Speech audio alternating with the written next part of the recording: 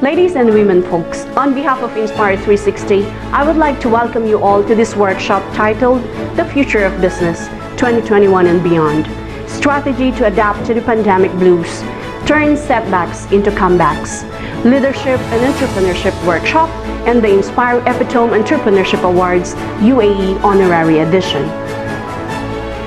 We congratulate all the women entrepreneurs and celebrate the spirit of entrepreneurship in the UAE and the MENA region. This is an important platform for which our own entrepreneurs are able to expand their network. At present, the whole world is plagued and is facing the challenging pandemic crisis, and this has led to entrepreneurs changing the way they operate and have adapted to new ways of doing business, mainly by embracing the technology into their businesses. To overcome the current crisis, we need entrepreneurship at a societal and global level, working in collaboration for a collective purpose. It is known that world over entrepreneurs are proving and reinventing their businesses, not just to survive the crisis, but also coming up with mind-blowing innovations, which we could term as the new era of post-pandemic entrepreneurship, and have taken a lead role in solving challenging issues and problems in keeping the COVID-19 at bay by the usage of technology and artificial intelligence. Let's take a moment to relive the mission and vision of the founding father of UAE, Sheikh Zayed bin Sultan Al Nahyan.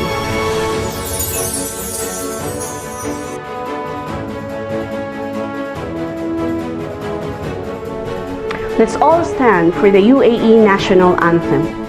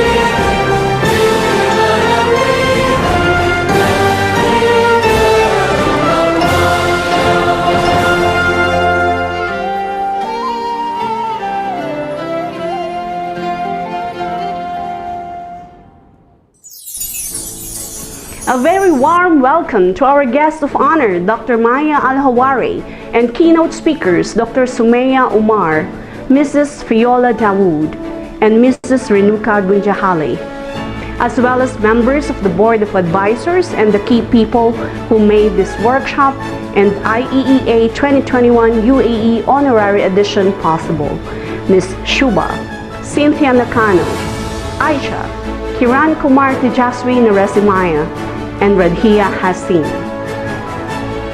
Now, without further ado, may we welcome Dr. Maya Al-Hawari, eminent Emirati PhD scholar and a spirited entrepreneur.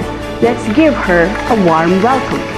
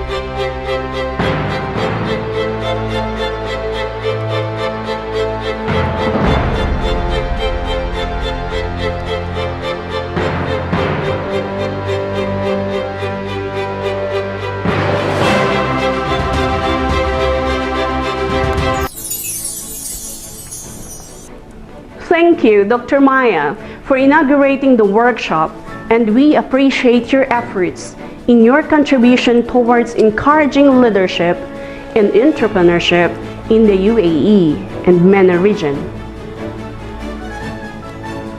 The awards are presented to the extraordinary individuals who are outstanding leaders and entrepreneurs, truly deserving recipients of the IEEA 2021 UAE Honorary Edition are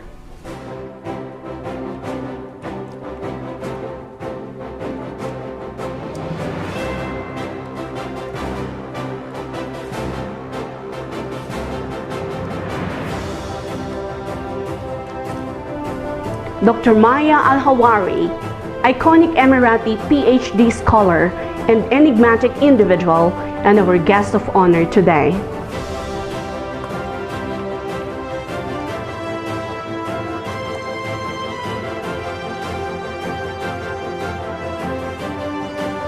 Dr. Sumaya Umar is a functional medical doctor that integrates Eastern and Western medicine. Her area of expertise is in women's health. She helps women recognize and understand any imbalances by using laboratory results. She designs lifestyle modification programs to address these imbalances. She has helped hundreds of women around the globe to achieve optimum health so that they may lead the most productive lives. Mrs. Viola Dawood, a celebrated author of the book Mothers Know, Letters to My Global Daughters. An educator by profession, she decided to extend her sphere of influence in the UAE, where she now lives and teaches. But her larger-than-life mission and vision spurred her on to transform ordinary memos to her daughter into extraordinary letters for every young woman around the globe. Mrs. Arlene Ramos Miyakawa, Kaichu Aya Miyakawa, came from a very humble beginning, a very determined woman who did not allow poverty to block her way towards success, and has built a cosmetic giant. She is the chairperson and CEO of Yumihiro Group of Companies Japan and Yumihiro Dubai. Arlene Ramos Miyakawa is also a philanthropist and is the founder of Yumihiro Japan International Foundation.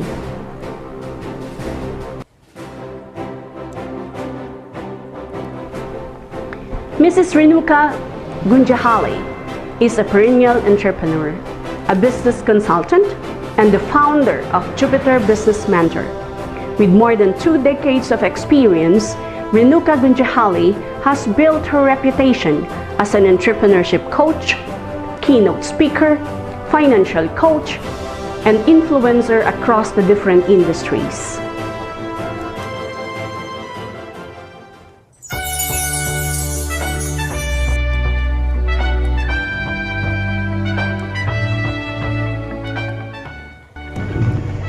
Assalamu alaikum. My name is Maya Honorary. I'm the first PhD scholar to research emotional intelligence and effective leadership. I'm very grateful to receive this award on Emirati Women's Day from Inspire Entrepreneurship Awards. It's an honor because I love to give back to the community, and love always comes back. For every action, there is a reaction. Thank you so much, Inspire. I really appreciate it. God bless you.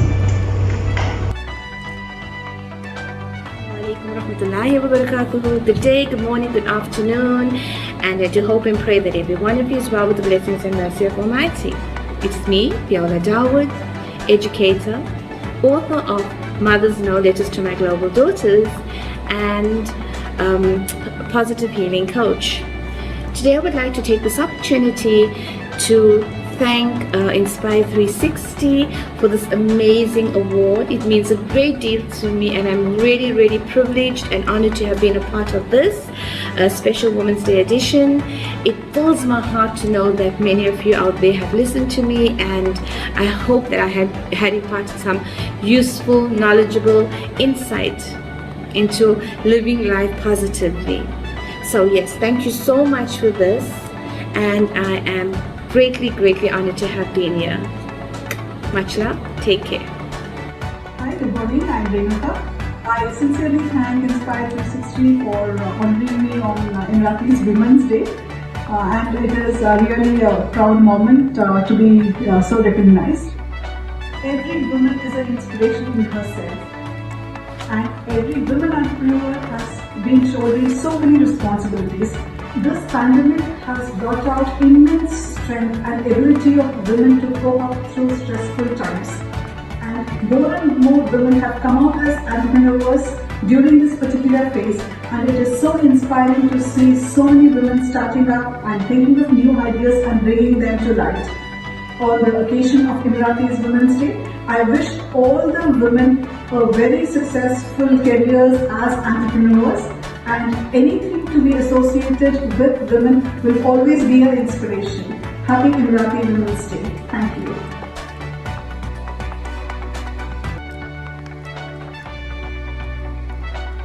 Ohayou gozaimasu. Good morning to all. I'm Arlene Ramos Miyakawa, a resident in Japan.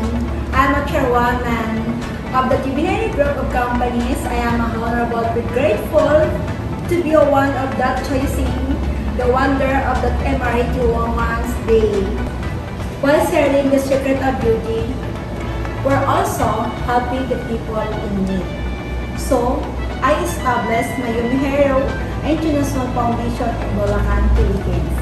A portion of the company's house goes to their project and still continue to help millions of people. My message to all women out there: if I can do, you can do also.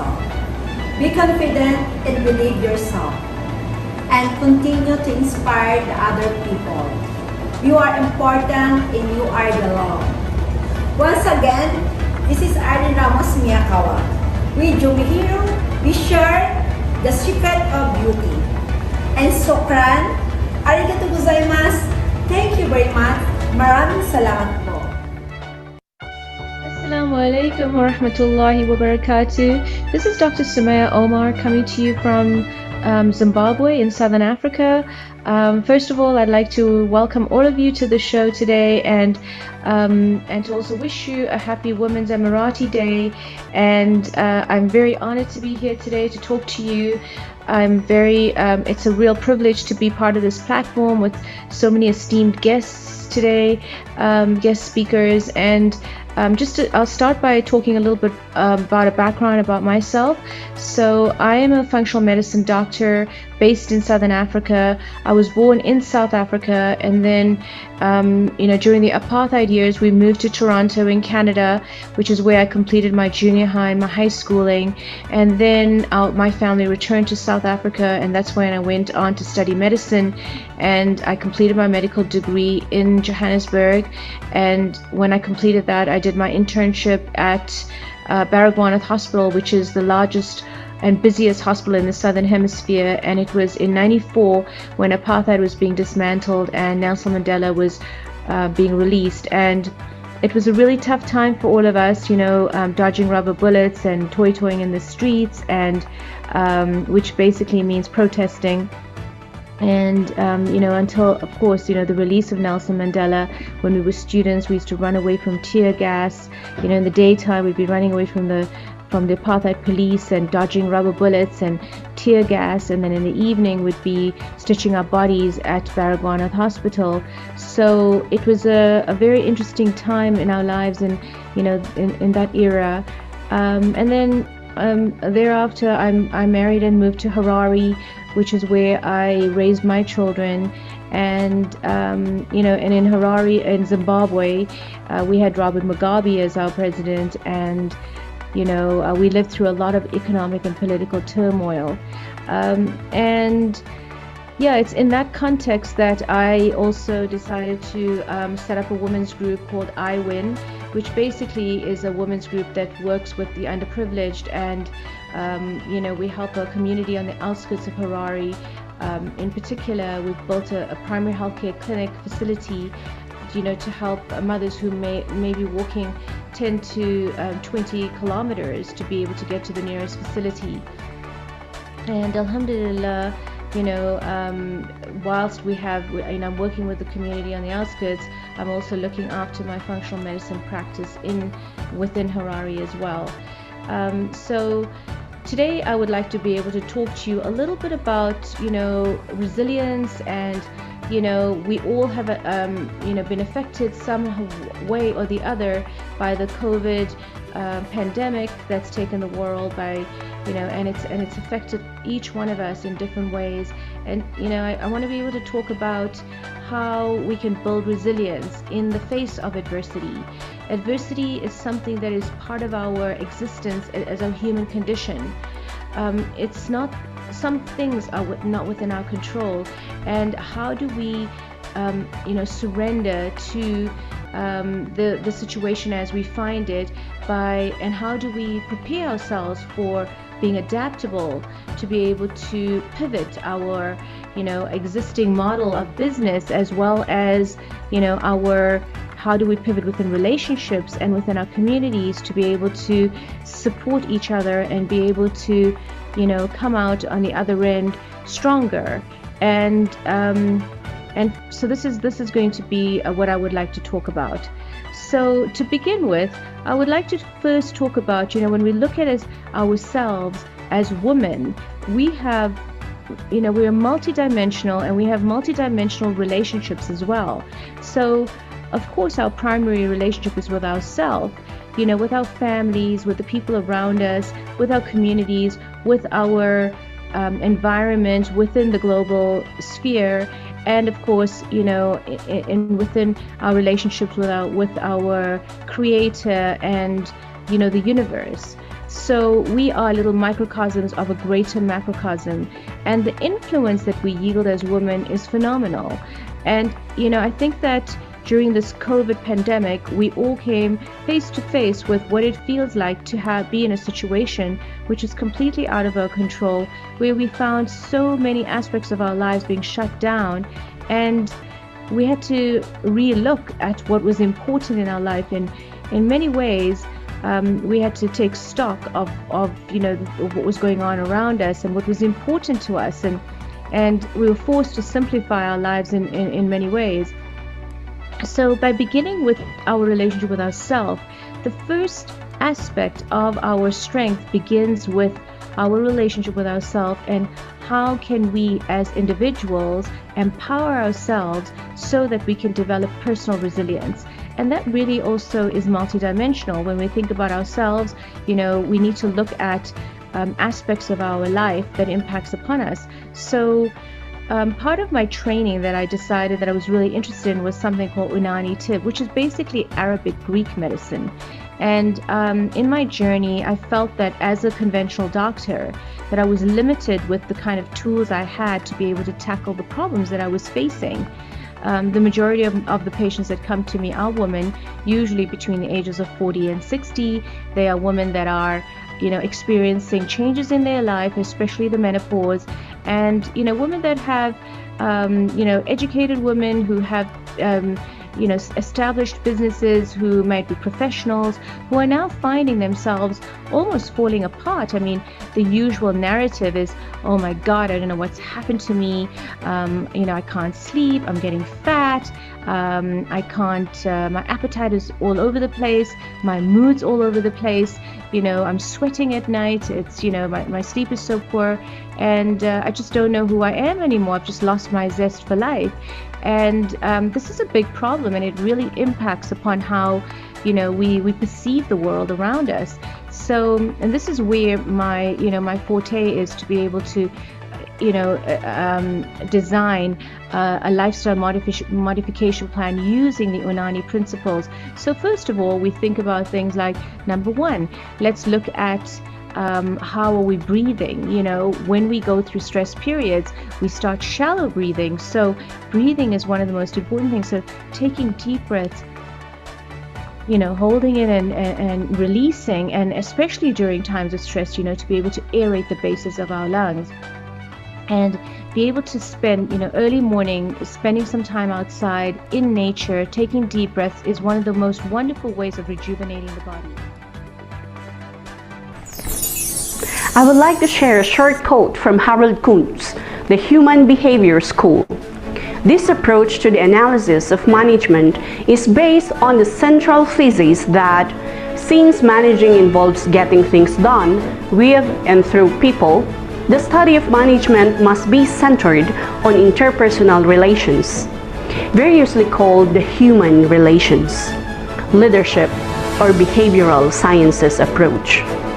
This school concentrates on the people part of management and rests on the principle that where people work together as groups in order to accomplish objectives, people should understand people. This whisper from Harold Kuntz emphasizes the need of emotional connect with the people at all levels of the organization. Therefore, it is vital for any entrepreneur to not only possess leadership qualities, but also to connect at emotional level with the frontline staff to understand the ground realities, as they are the ones who represent the organization to the customer or to the end user.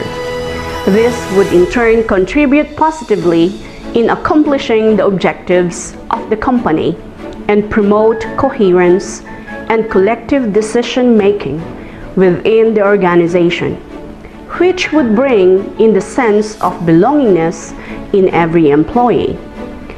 And at last, I would like to say a real entrepreneur is one who can get ordinary people do extraordinary things. This is the kind of leadership required during the pandemic. With rapid advancement of technology due to the pandemic and implementation of artificial intelligence and automation in many sectors, there would be loss of many skilled jobs, according to the World Economic Forum Report 2020. With this perspective in mind, it is all the more important for entrepreneurs to upskill their current workforce and prepare them for their new roles. I thank everybody present, all the keynote speakers, and the guests of honor for making this workshop possible, and let the beacon of women entrepreneurship and leadership shine.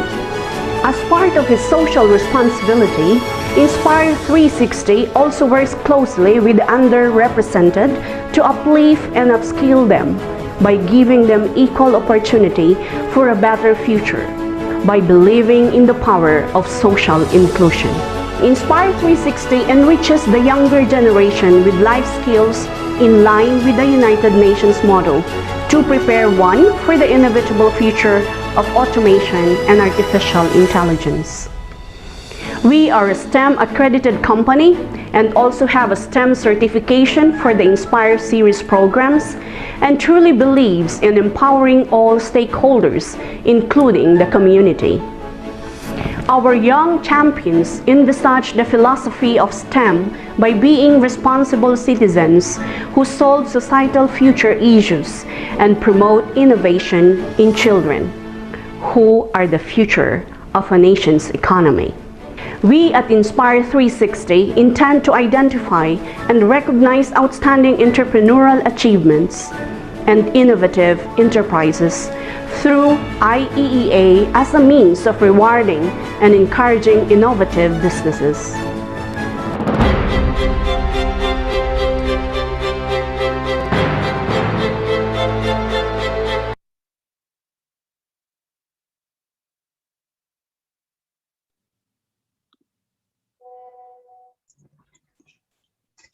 Hello, good morning, everyone. I would like to introduce our first speaker, Dr. Maya Al-Hawari, eminent Emirati PhD scholar and a spirited entrepreneur. Let's give her a warm welcome, ladies and gentlemen.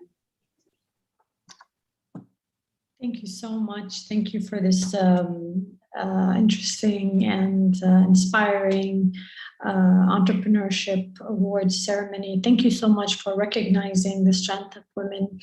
My name is Maya Al-Hawari. It's such a pleasure being on this platform. I can see that there's a good number on a Saturday, so the number of women here are quite impressive.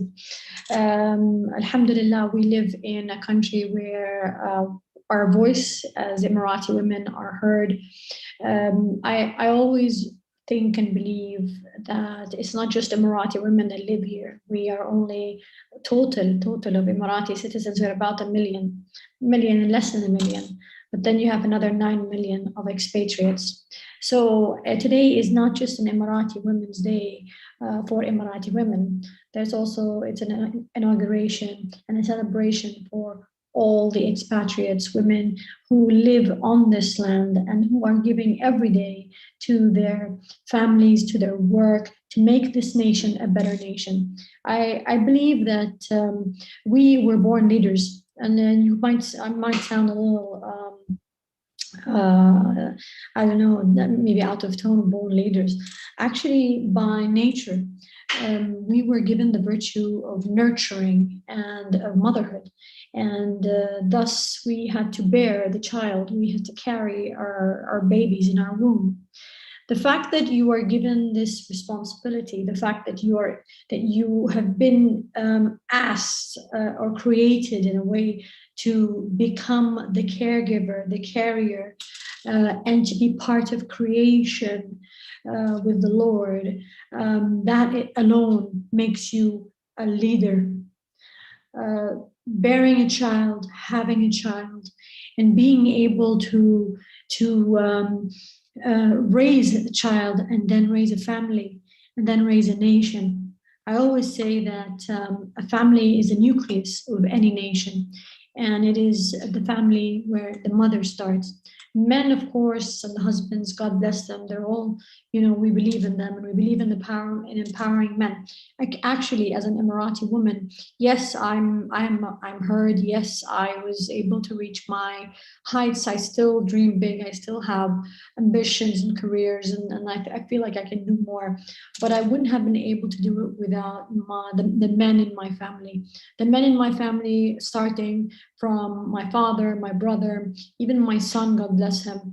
I'm divorced, and at the time, my ex-husband was helping me. Things happen in life, and we parted ways. He's a good man.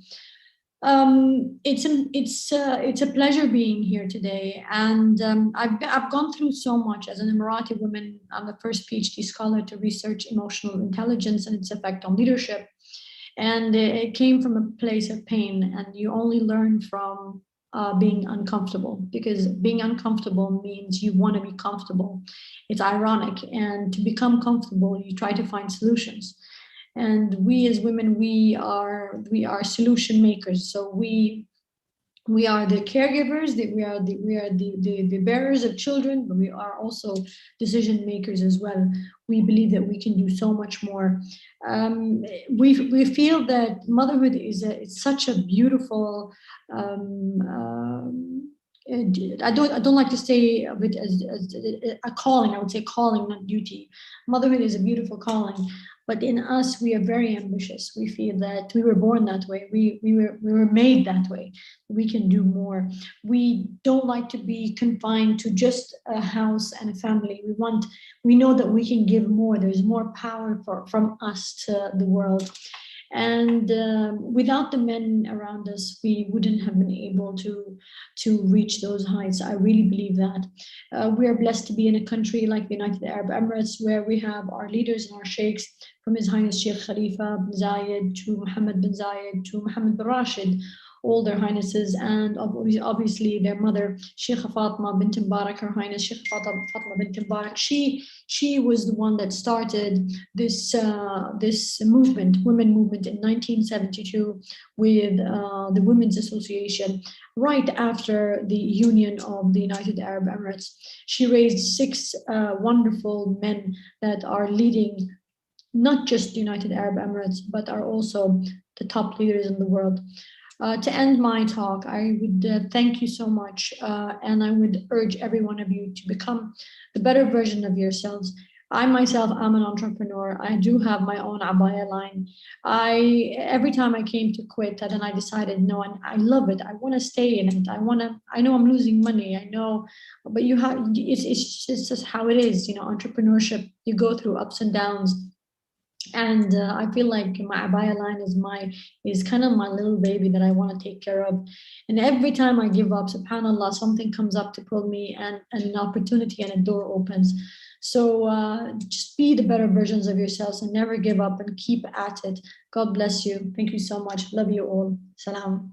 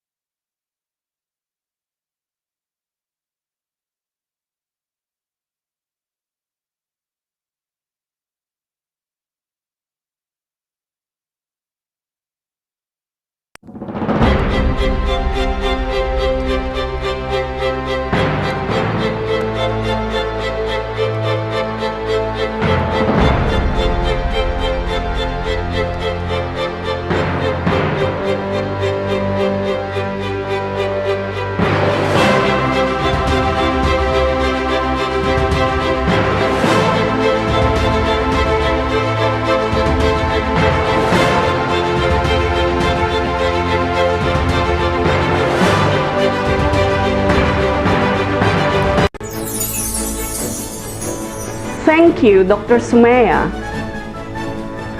Let's welcome Mrs. Viola Dawood.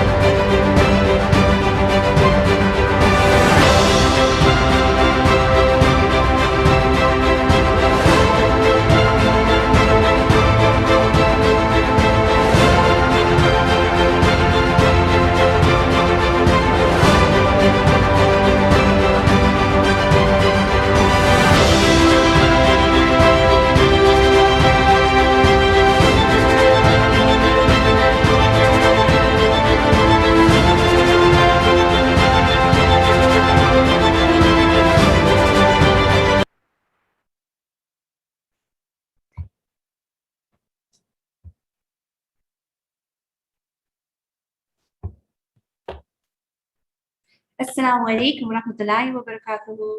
Good morning, good day. I do hope that I am heard or that you can hear me. My name is Viola Dawood, and I am an educator and an author of an amazing book called Mothers Know, Letters to My Global Daughters. I'm also a positive healing coach. I too come from South Africa as Sumaya Omar, and I had decided a few years ago to move my family and myself to the UAE, where I am an educator at a school called Nesyad.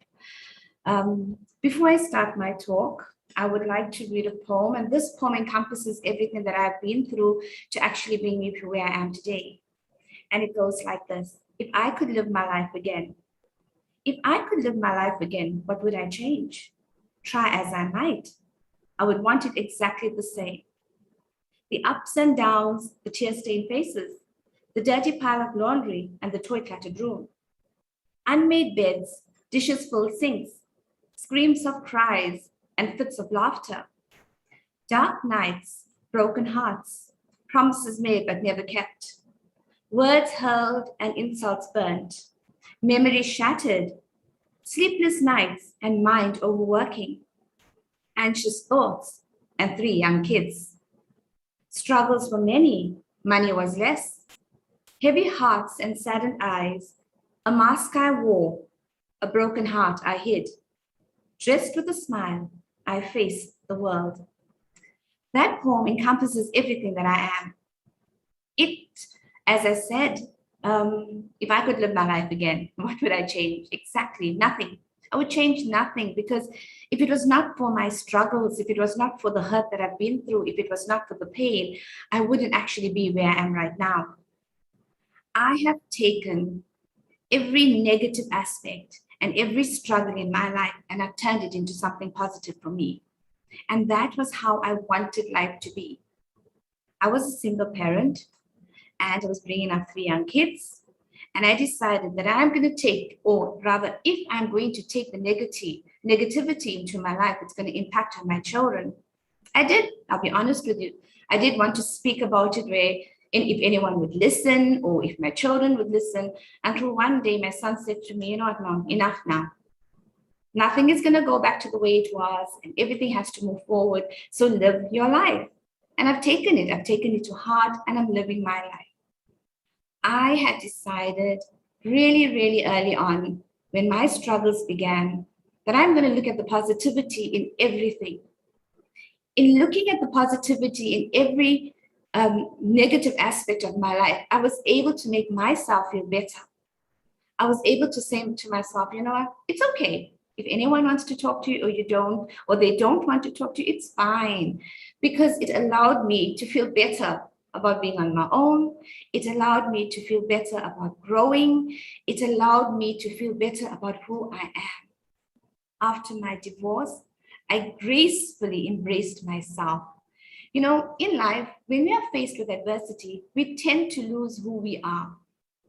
And that is exactly what the Creator had meant for us to happen, so that we can find Him again. And then obviously by finding Him, you find yourself. And when we find ourselves, we grow. So if you are facing any adversity, if you are facing any negative aspect in your life, embrace it. These are your stepping stones. These are your ways of growing and becoming who you really are, truly and honestly to yourself. As I said, I've taken my adversities. I've learned along the way that I need to make this work. And by taking everything that I've been through, besides that, I'm a person that generally likes to write letters. So I've taken like every issue and every aspect that I've been through, and I have written these beautiful and amazing letters to my daughter. And during the COVID pandemic, during the pandemic when it just started and we were teaching from home, I took those letters out and I started adding to them. And then I met this amazing editor called Nasrin Varra, and I suggested this book to her, and she was, we're going to do this. We have to do this. This is what the world needs. And yes, it is what it needs. Because although every letter stems from a negative aspect, I have shown, or hopefully I have shown my daughter and the many other daughters out there, that no matter what you go through, you can make it work for you. It's all about your mindset. It's all about how we look at life. And this is what I am trying to do. Give a positive aspect to life. Life is full of negativity. We're always going to be faced with it. But it's how we approach it. It's only when we approach all these adversities, but in a positive way and with a smile, we are able to overcome anything. It doesn't matter about the decisions that we make. It doesn't matter about what we think or what anyone thinks. It's how we handle it. And if we handle it in a positive way, if we handle it in a way that will bring about peace in our minds, in our hearts, then you've done well. Accomplishments is not about what we own. Accomplishments is not about the things we have in our house. Accomplishments is about turning your negatives into positivities. It's about waking up every morning and say, you know what, day, I got this. And making it work for you. You know, making your life, paint your life. You're the artist of your life. Paint it with the brilliant colors of the rainbow. Make it work for you. Make it positive. This is what I'm trying, or I would love to instill in my daughter-in-laws, my granddaughters that are growing up, that life is about living. And we have to take every opportunity. Really, I am so blessed that through all my adversities, the Almighty has blessed me in so many different ways. Coming here to the UAE being one of it, working at a beautiful school, making connections with people of different nationalities, and the amazing friends that I have at my school. Friends that have my back, no matter how irritating I may be early in the morning when I'm telling them, please read this or just check this or something like that. But yes, we have each other's back and we all fill our lives with positivity. Or I would rather tell them, you know what, let's do this and let's do this, and just live accordingly. Live with positivity. We are here just for a day. COVID has come, and right now there's no age. It doesn't have an age factor. We're living just in this particular moment. So make this moment count.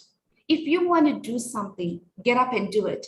If you want to say something, say it. If you want to ask something, ask it. Because you would never know the answers to anything if you sit back and take a back seat. Do what you want, but obviously within bounds. You don't want to anger others. You don't want to upset people. Choose your words wisely. Choose your battles wisely. It's all about your character. If you come across as that positive person, you are going to bring positive people into your life. So again, I'm so I'm in awe of just being here and talking to you and giving you a piece of my life, because life wasn't easy and life is not easy for anybody and everybody. Not one of us can say, you know what, I don't have issues and I'm not dealing with any issues. We all have issues and we all just need to know how to deal with it. So my advice to you is live your life. Live it with positivities.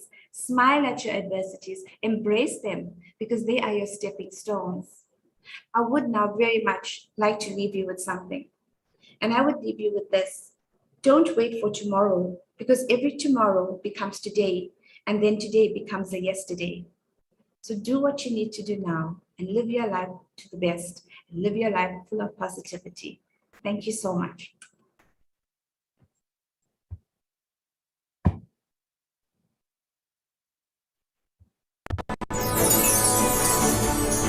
Thank you, Mrs. Fiola Dawood. Let's welcome Mrs. Renuka Gunjahali.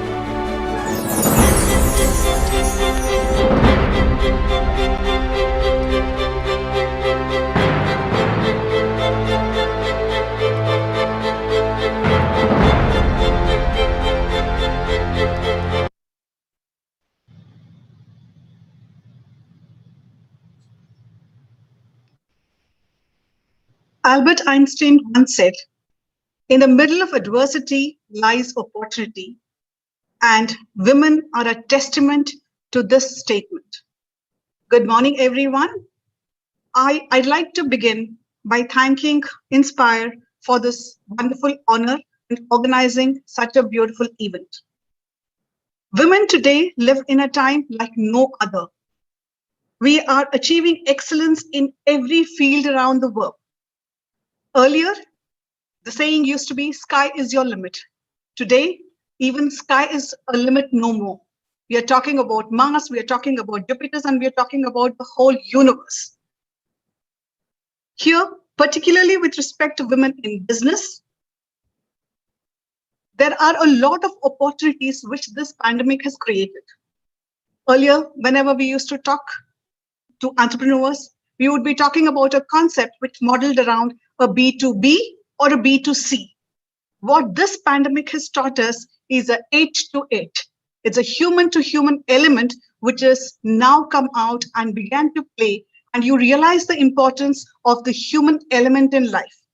Not that it was not there earlier, but today it is even more relevant because what you missed in the pandemic was a human element to the work that you were doing.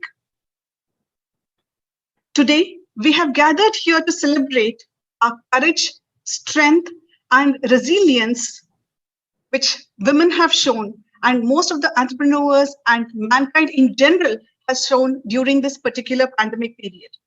It is because of this sheer willpower and hard work we are where we are today. Business women around the world face multiple challenges, right from fundraising to the actual implementation of the project. Every step is bombarded with unfair obstacles. However, the relentless efforts, and more so in UAE, the visionary leadership of the UAE rulers have made doing business in UAE and to be entrepreneurs in UAE a very joyful journey. Of course, it comes with its own set of obstacles, but women here are empowered more than anywhere else in the world. So it is amazing to see a lot of women entrepreneurs in UAE. Here, I've had the privilege and honor of working with many Emirati women and also the others.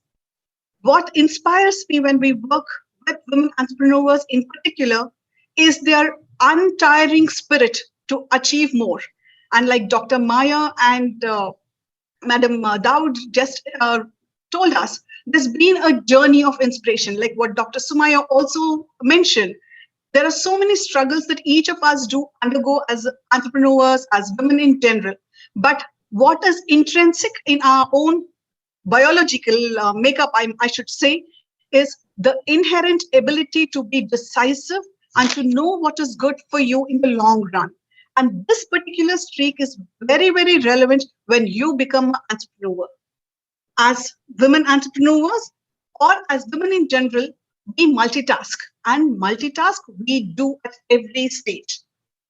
Starting from the day, to deciding what needs to be on your breakfast table, to how you plan your whole day, how you plan your life, how do you plan for your kids, what is the vision that you have as a family, what is the vision that you have for your business, are all inherently, I think, built into our systems.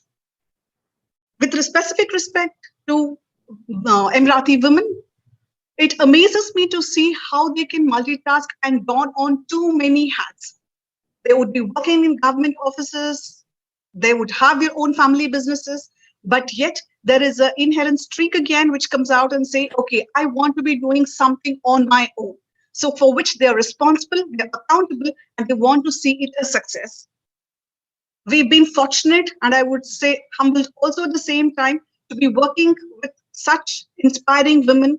And anytime I go out in UAE, go to any mall, you feel so glad when you see one of your clients or one of your entrepreneurs whom you have mentored have a store, have a unit, have some kind of businesses, both online and offline, and it gives you so much pleasure. So that's what keeps me as an entrepreneur also ticking. So just to give a little brief about myself, I've been a chartered accountant and a cost accountant by education, but I've been a business consultant working with entrepreneurs and startups for over 2.5 decades now. Like I always have the standard saying, I am a startup even with 25 years behind me. The reason is I don't want to grow up. The startup is a phase where the mind is fresh, the innovative thoughts keep coming, and you can evolve. And having a startup is like giving birth to a baby. You start with the concept, you take to the process of planning for it, of nurturing the idea, evaluating the concept, researching on that, and finally delivering your business. So it's so very important that the journey from a concept development to the actual implementation is properly taken care of. With a little bit of mentoring, what I have realized with women entrepreneurs in particular, they are able to achieve great results. So what we need and what Inspire is actually doing in terms of a good job, and more so with respect to UAE, the business councils are doing an extremely good job. We have women's business councils across the Emirates, across all the Emirates, and it gives us so much pleasure when we work with them to see how many women entrepreneurs are being groomed on a regular basis.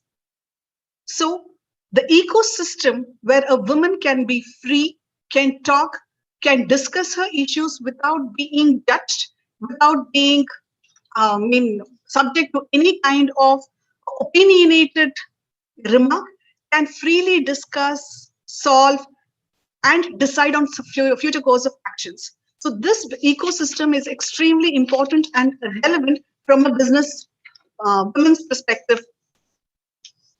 Now, another very important issue is also like, what do we do to make the life of a woman entrepreneur better? I'm not telling men should not be mentored or should be consulted. The issue is the kind of problems women face because we are emotional by nature. And certain business decisions require to be tough when we decide on certain things. And like a parent who knows what the vaccination is good for the kid, you get it, irrespective, it's going to pain for a few minutes. So that's how this particular nature of women need to be groomed when they are also in business, because we become very sensitive. What would anybody think if I did this? What would employee think if I added on a little more role? Or what would my supplier think? So these kind of thoughts should not actually be, I'm not telling you should not be having it, has to be taken as a business decision rather than an emotional decision. So having business councils, having a support system, having a platform where you all can connect to each other, where we can all connect and discuss the issues and try to be the solution providers, which we inherently are. So this journey is something which is very relevant for entrepreneurs going forward. And like I said, this pandemic has brought out a very different element, the facet of entrepreneurs, which is the human element. So hardly there have been, or rather, I have worked with entrepreneurs who would just be entrepreneurs and stick on to their guidebook. But then when pandemic happened, the way they were able to reach out, the way they were able to talk to their employees, the way they were able to handle circumstances, yes, all their businesses needed tweaking. No business ran the same way it was prior pandemic.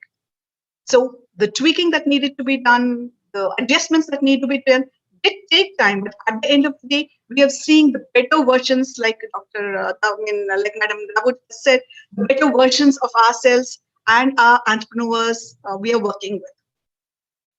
So at this stage, we must step up, support, and encourage each other, because if we don't, nobody else will. I'd like to express my sincere gratitude to all of you here, and I hope to see many more women entrepreneurs embarking on this exciting journey of entrepreneurship and to achieve greater heights. I did leave all of you. I would like to share this thought with all of you. Determination, patience, and perseverance. These are the three critical ingredients to success. A little bit of mentoring, gentle hand-holding, and a lot of hard work is all it takes for any entrepreneur to be successful and grow well. So thank you all so much for this opportunity, and I sincerely thank all of you for being present today. Thank you so much.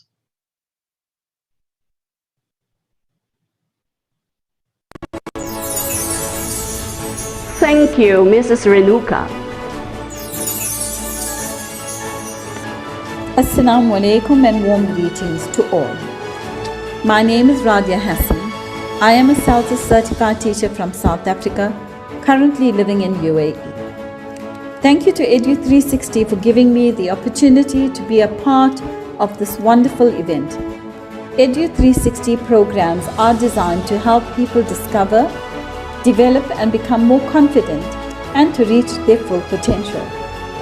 Edu360 is STEM certified and has been awarded the STEM.org Educational Trust Mark. Emirati Women's Day is celebrated annually on the 20th of August. Today marks the 6th anniversary of Emirati Women's Day. Her Highness Sheikh Fatima bint Mubarak launched this day 2015, and the theme for this year, 2021, will be Women, Ambitions and Inspiration for the next 50 years. This is in line with the President, His Highness Sheikh Khalifa bin Zayed Al Nahyan's announcement of 2021 as the year of the 50th. On this day, the unlimited ambitions of Emirati women and their aspirations for a better and more prosperous future will be highlighted. Their accomplishments, achievements and success over the last 20 years will be acknowledged in an attempt to encourage women to forge forward into the next 50 years and beyond. Emirati women have made their mark in every field and have been instrumental in making the UAE a place of equality and inclusion. Their presence is found in politics, academics, and science, to name just a few. When I was doing my research, I came across many incredible women who have definitely made their mark and earned their place in history. However, today I would like to pay tribute to two of these powerful women. The first is Khadija bin Khuwaylid. Khadija bin Khuwaylid was the first wife of the Prophet ﷺ and remains one of the most powerful and inspiring figures in Islamic history. She was a successful businesswoman and a highly respected business leader of her time. She traded in a male-dominated and dangerous time in history. Her business was larger than all of the Quraysh traders combined. A wealthy woman in her own right, Khadija remains one of the most powerful women of history. Sheikh Fatima bint Mubarak, known as the Mother of the Nation. Sheikh Fatima is the woman responsible for establishing the country's first women's society, the Abu Dhabi Women's Development Association in 1973, followed by the General Women's Union in 1975, Family Development Foundation in 2006, and the Supreme Council for Motherhood and Childhood in 2003. Her passion is to achieve gender equality in education, and as a result, more than 20,000 businesses in the UAE are managed by women. Throughout the years, she has achieved more than 500 awards for her dedication to her work, 30 of which were presented by the UN. Both these powerful and inspirational women faced setbacks and managed to turn them into comebacks. Let us take lessons from them and use every setback that we are faced with to motivate us to keep moving forward. Thank you for your time. Assalamu alaikum.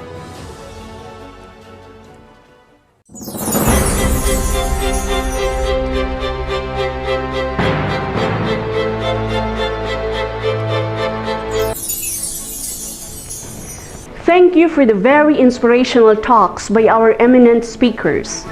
We once again would like to thank all of us in participating in this wonderful event in celebration of the Emirati Women's Day. I would now hand over the baton to our multifaceted motivational and leadership coach and an excellent trainer, Mrs. Shuba. Post the workshop, there will be a question and answer session where everyone's queries would be addressed.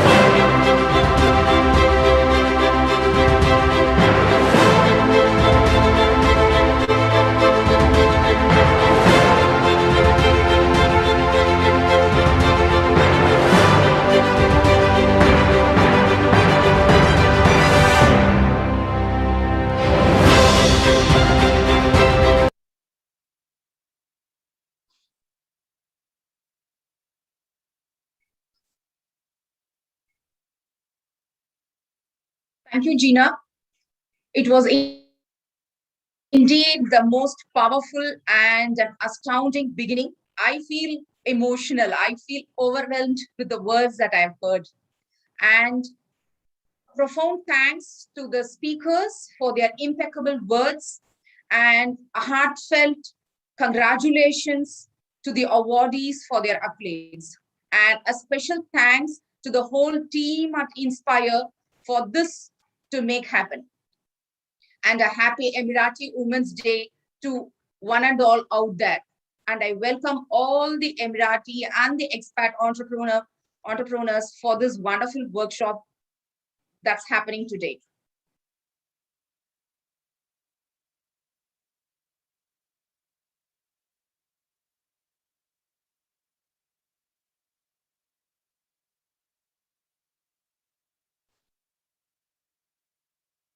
This pandemic catastrophe has created an unprecedented stress on all of us and has created some personal difficulties. To get through this barrier and to prosper in future, we need to sort out some kind of coping strategies. Furthermore, given the world's uncertain circumstances and this global health pandemic has placed all of us in a roller coaster of emotions. And if you reflect, most of us have encountered n number of setbacks in the journey of being an entrepreneur or the person that we are today. But never we have failed to come down, but never we have failed to step back from what we really wanted to do. In these trying times, what is more vital than ever is to rally behind one another, find out strategies to cope up with the ideas and strategies which we require for us to move further. And this workshop, this event is one such attempt to overcome hardships, to prosper more. And I thank Inspire for making this happen. And I feel blessed to be in this platform meeting eminent speakers, meeting entrepreneurs from UAE. Having said that, we as women,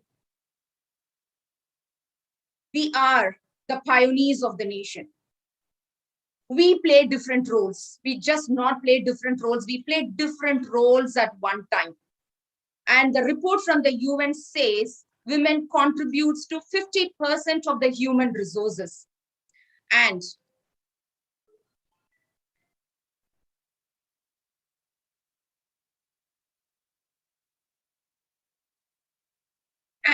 while playing different roles, what are we? How are we projecting ourselves? What is the mindset that we have? What are the behaviors that we are exhibiting? What is the thought process that is happening to us?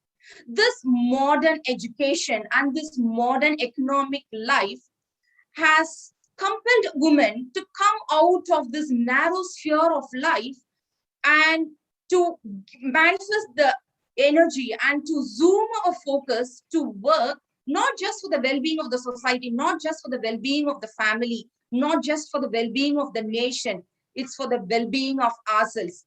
But in this journey, how are we evolving? If you have noticed, most of the speakers out here today were mentioning one crucial point, the relationship with ourselves.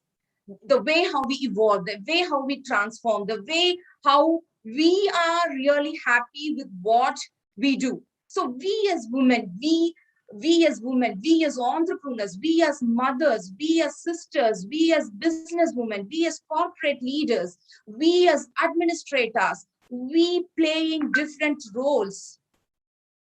What is the power that we have? And how are we manifesting this power towards the vision, towards the goal that we really wanted to go? And in this journey, are we really happy? Are we really feeling completeness in life? Are we giving importance to every aspect of life? And if that question is asked, I would say, yes, I am. And I would also say, yes, you are.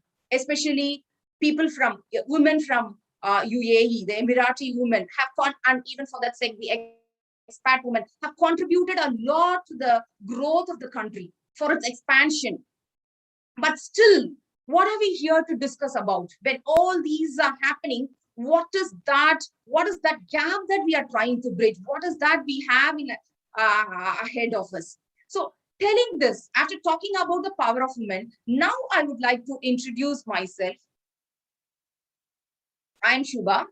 I am a happy life coach because I meet people, and I am a committed educator, and I am a passionate corporate and a behavioral trainer, and I am an engaging communication instructor, and I am an entrepreneur by myself. But is that all me?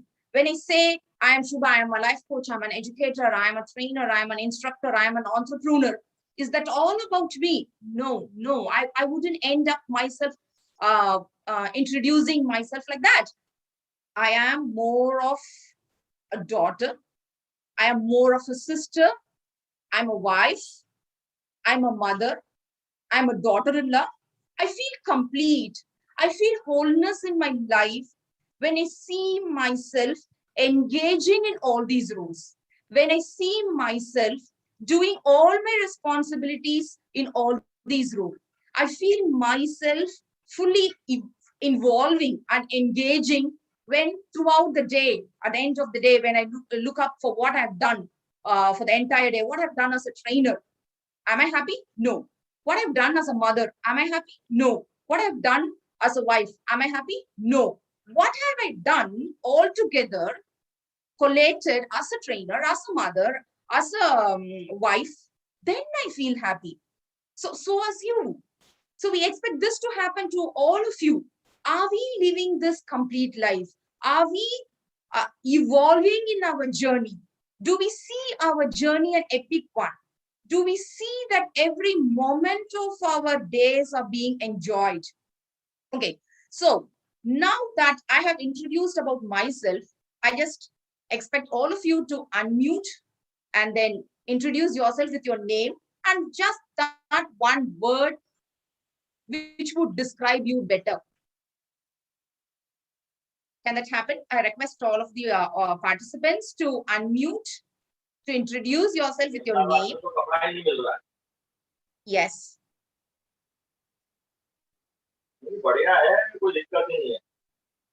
इसमें एक और आता है, वो मेरे पास माल नहीं है अभी, टिकट आती है इलास्टिक वाली डबल बेड, तो वो तो मेरे पास कम से कम 20 पार्सल लिखा हुआ है मैंने, 240 पीस करीब 480 पीस लिखा हुआ है, अभी माल ही नहीं कंपनी। हाँ, इसको सब लिख क्या मेरा आता हूँ ना, और फिर मेरे को बता देना, एक अगले हफ्ते चेक करूंगा देखा। Hi, Subha. Can you hear me? Yes. Hi, I'm Sumaya. There's a lot in the background. But anyways, I hope you can hear me. I would say that just the one word that comes to mind is innovative. Great. Thank you, Dr. Ober, for opening up. And you be a role model for everybody now to open up. Thank you so much.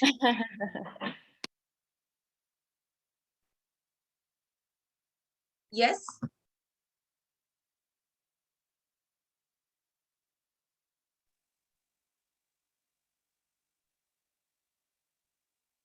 Could somebody else unmute and introduce yourself with your name and a word about you?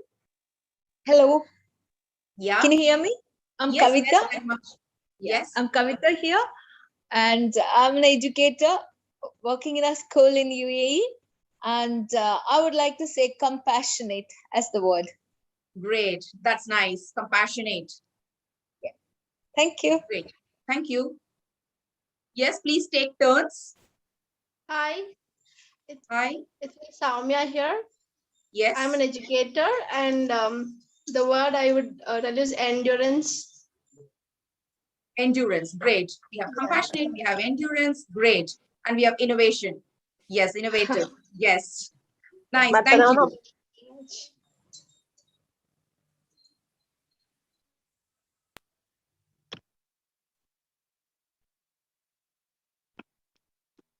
Yes, people. Hi. Yes, hi. Hi, good morning. My name is Radia. I think the first word that would come to my mind is strong. Pardon, ma'am, can you please repeat? I would describe myself as being a strong person. All right, that's nice. Thank you. Hi, Subha, how are you? Yeah, I'm good. Thank you. It's Viola again.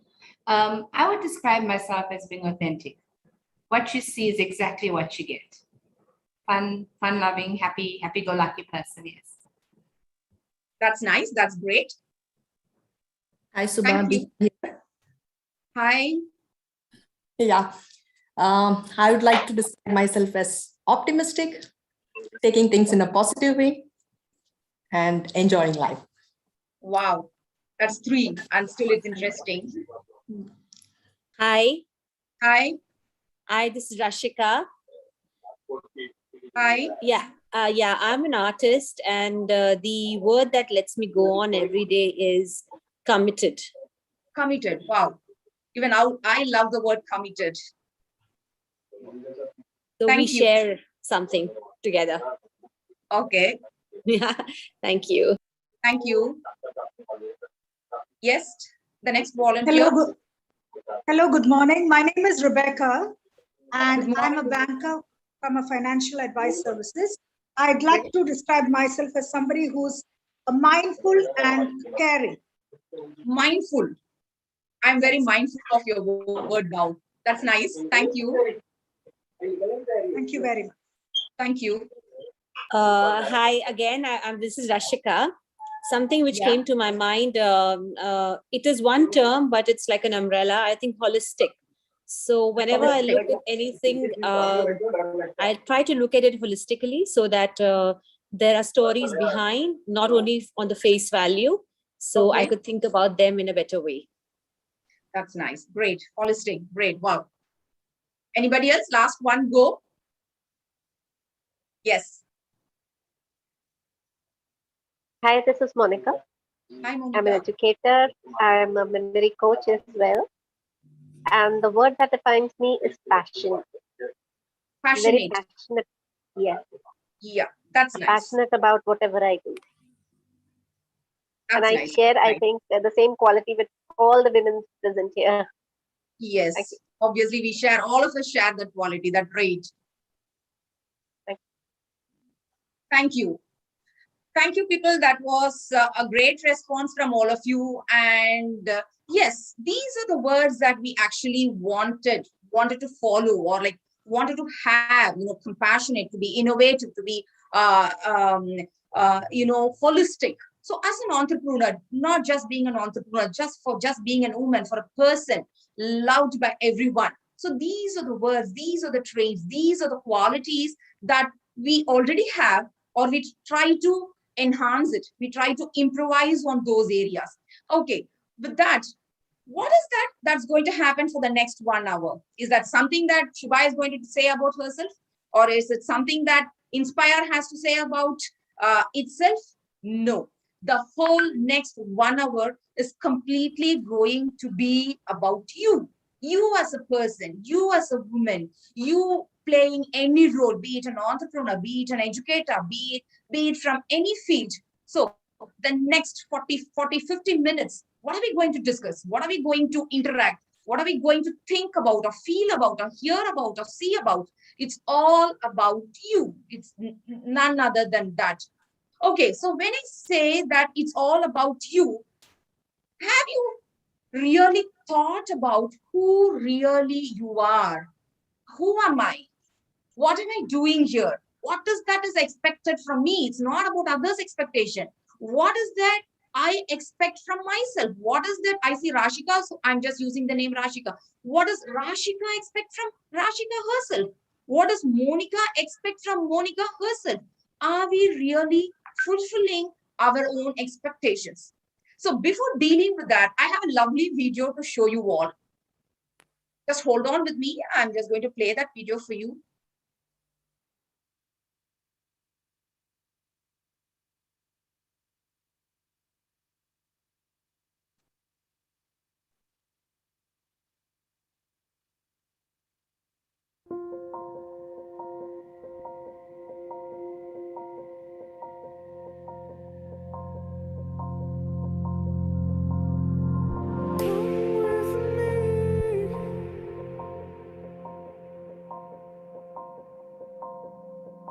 You are beautiful. You are smart. You are funny. You are kind. You are unique. You are worthy of love and affection. You are never too much, and you are always enough. You are precious. You are a diamond, a rose, a pearl, the most stunning of all God's creation. You are worth more than you could ever imagine. Worth more than the numbers on the scale, or the hair product you use, or the shoes you wear. More than how many girls wish they were you, or how many guys wish they had you. More than the price tags on your clothes, or the percentage at the top of your math test, or even the number of followers you have on Twitter. Your worth surpasses all earthly things, because in the eyes of the Lord God, you are loved, and you are worth dying for. Regardless of who you think you are.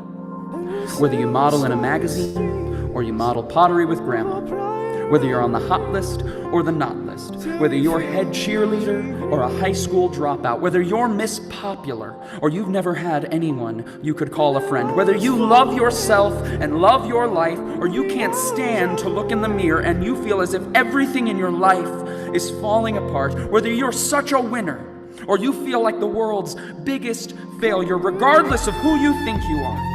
The reality is that you deserve someone who would give up their life for you, because you are powerful and strong and capable. Read about the women in the Bible: Esther, Ruth, Martha, Mary. These women changed the world forever. And inside of you, each and every one of you is a woman with that same power and that same strength and that same world-changing capability. And your responsibility is to find that woman and to set that woman free.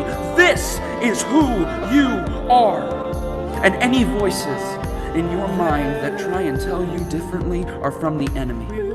And the next time you hear them, this is what you say. You say, "Nuh-uh, not me, Satan. I am a daughter of the living God, cherished, loved, and adored above all things by the Creator of all things for the glory of Him who is greater than all things. I am awesome." And please, don't you forget it.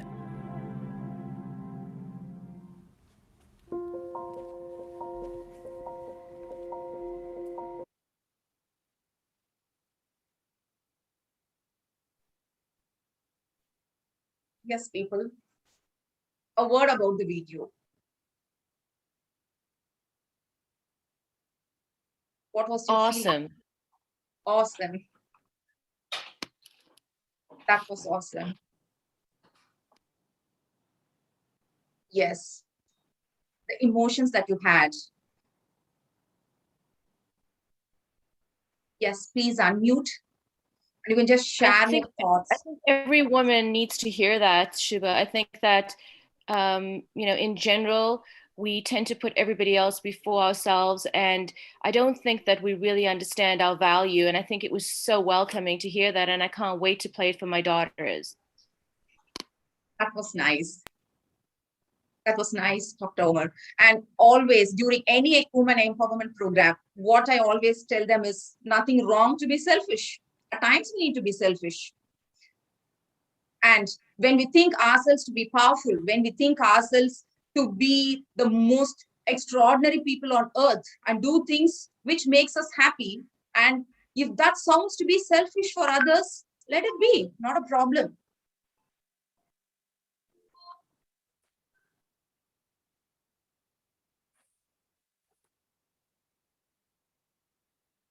Thank you, Dr. Omar. You're welcome. Yes, please, others can unmute and even you can switch on your videos. We'll be happy to see you.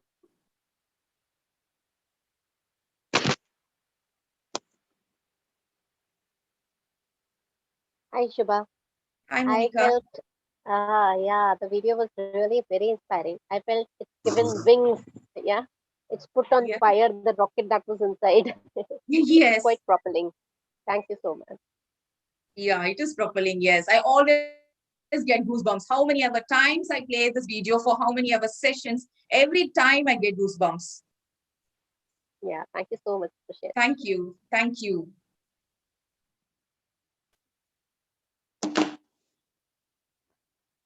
Yes, I see my school friend, my school friend on the list. She is Deepa. It's been years we have met. Deepa, can you unmute and share your thoughts? And I'm happy that she's a part of UAE now. She's an educator there. She's working in a school there. It's been 20 years, more than 20 years we met. We still share the same rapport. And thank you, Deepa, for making this happen. For you being Thank you, here. Subha. Yeah, it was. I'm looking forward to a wonderful session with you. And really, it was an inspiring video, as already the others have shared, and a bit thought-provoking also. What we never thought, we just try to go deep into it. We'll dive deep into it and think or reflect on it. It was really very nice. Yes, yes, what you said was right. Thank you. Yes, please take turns, unmute and share your thoughts. I see Ms. Rashika. Yes. Hi.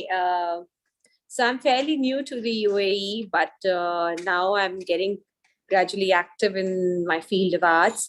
So just to introduce myself, because I got this opportunity, I am a dancer and a freelance writer. I'm also interested in research and different kind of works in the field of arts and culture. And I'm excited to see this community, which is a good mix of culture and ideas and also careers. So it's interesting. Like I said, I'm always, interested in holistic perspective. And this, I think, really broadens my perspective and helps me get me a better perspective in this world of UAE entrepreneurs and women entrepreneurs. Thank you so much. It's a great privilege to be able to interact with all of you here. Thank you. Thank you for making your presence here. Okay, last one go. Who is going to grab the last opportunity to share? Yes, yes, Ms. Rebecca. Yes, thank you so much for inviting me over here. All right, it was just a gentle, soft reminder, this video that we just saw, about the strong character of all these women that we saw. It's just reminding us to look forward and leap forward with all the courage and all the blessings that God has given us. Congratulations, and God bless all of you. Thank you. Thank you, Ms. Rebecca. Yes, never forget who you are. That was his last statement. Let's never forget. With that, let me come back to my screen sharing. Just hold on.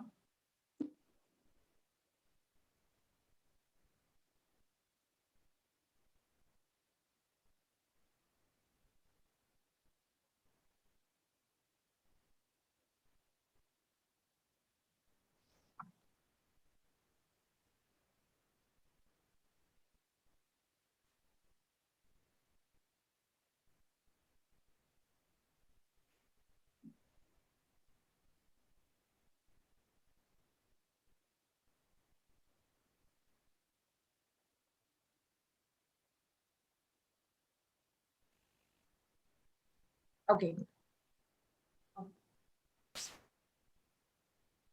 One sec, just hold on with me.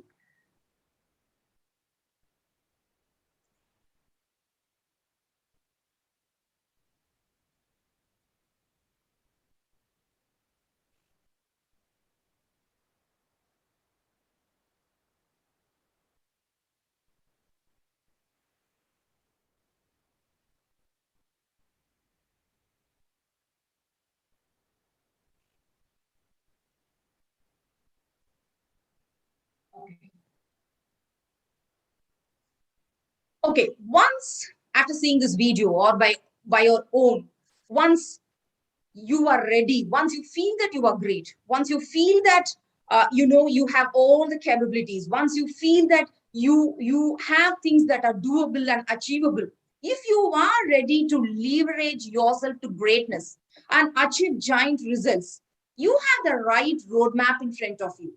You have the future DNA of the roadmap in front of you. What is it you need to do? All you need to do is to create a wonderful future. And when I mean wonderful future, you being from different walks of life, I see educators, I see a dancer, I see entrepreneurs, and there were other people from other walks of life. So when I mean your future, place yourself in that future, create that wonderful future, and design and decide what are the action plans that you need to take. So it involves three things. One, you visualize your wonderful future. Two, you create your action plan. Three, and then bang on to it. How do you bang on? Not just like that. You bang on with enthusiasm and you make it happen. Have you seen a sailor? He hoists the canvas, trusting the wind.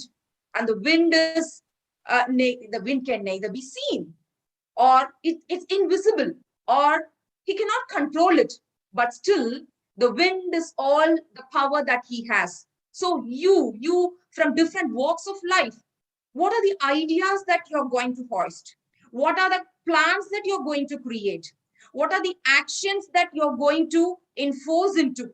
What are the circumstances? What are the environments that you're going to, set in for this to happen?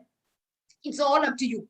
When you have the right ingredient, when you put in the right ingredient into that roadmap, you see that untrodden road, which is right in front of you, is become trodden by you. You start moving towards it.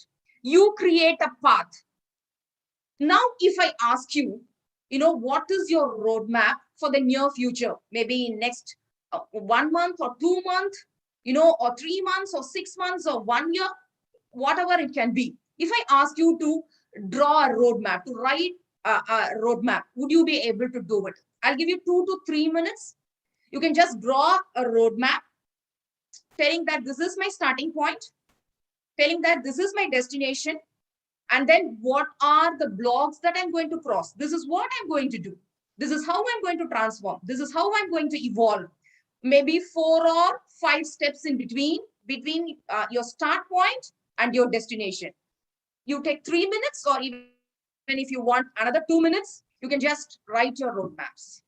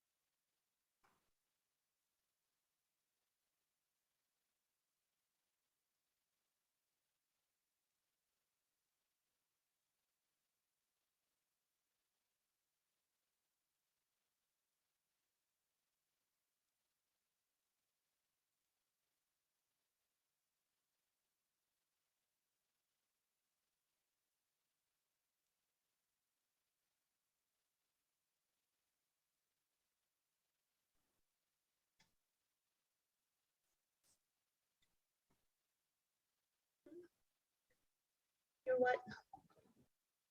Yes.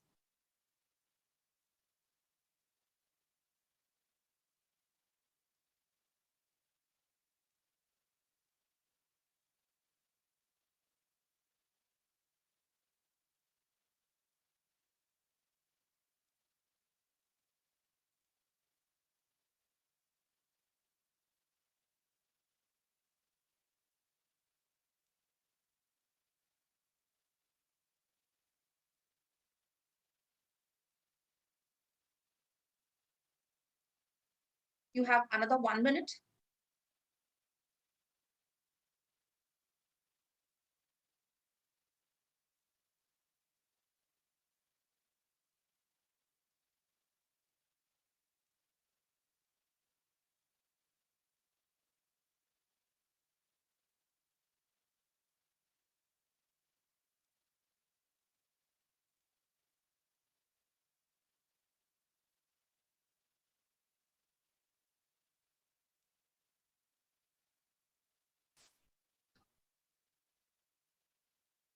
Hello, everyone. You can open your videos so we can see you.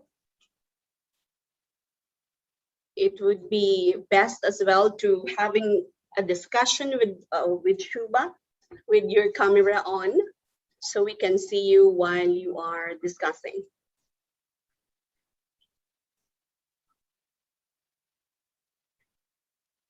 Wait, I cannot turn on my camera. Why?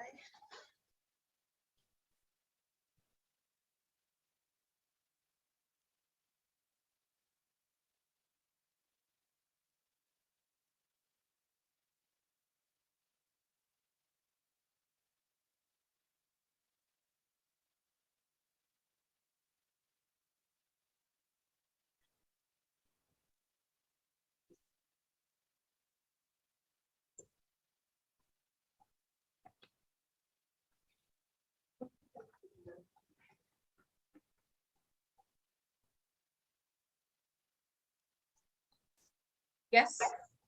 All done? Is your roadmap ready?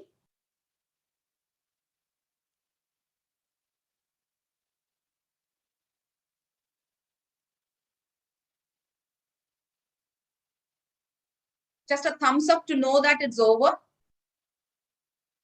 Or you can unmute to say it's over. Either of this, a thumbs up or you can unmute. Great.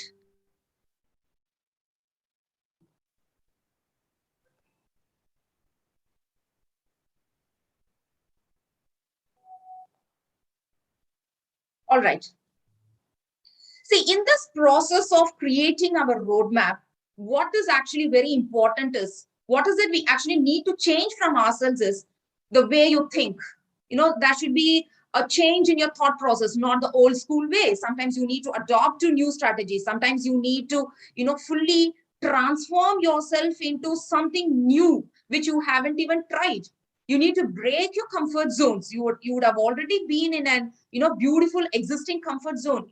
That should be broken. So what is that is required is you are expected to change your thinking. You need to rediscover your extraordinary inner resources.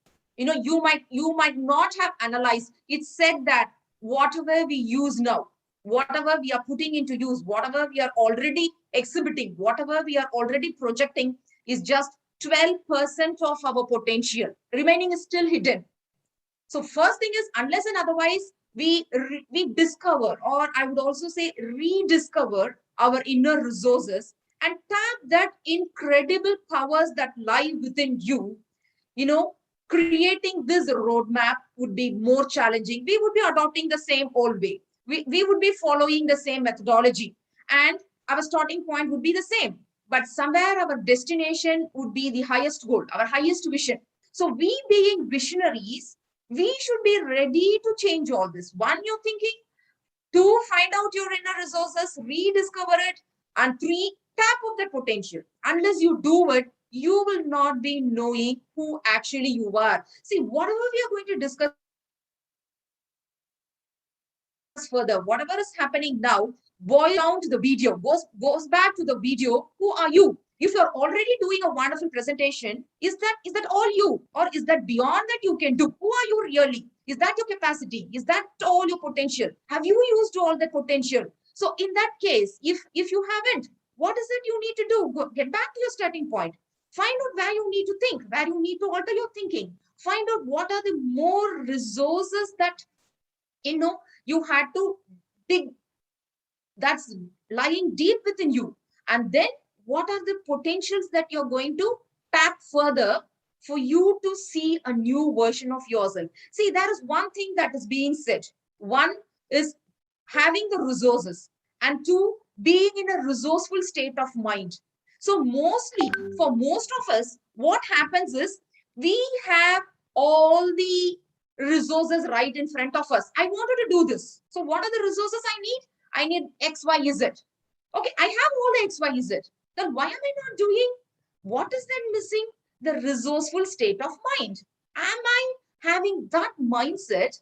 Am I feeling that I am capable? I have all that full potential. I have been inherited that way, or I have acquired such potentials. And am I moving towards my goal? So this is the shift that we need to bring in ourselves. See, whenever something ordinary or something extraordinary is expected to happen from us, immediately our brain, which we call it as the lazy brain most of the time, it always likes to revolve around the same old routines. You have to tame it to encounter it with different challenges. So what does the brain do? It gets back to the old road. It gets back to the old pattern. It gets back to the old thinking. But what does our rational brain want? It wants new results. It wants new happenings to take place. It wants new success.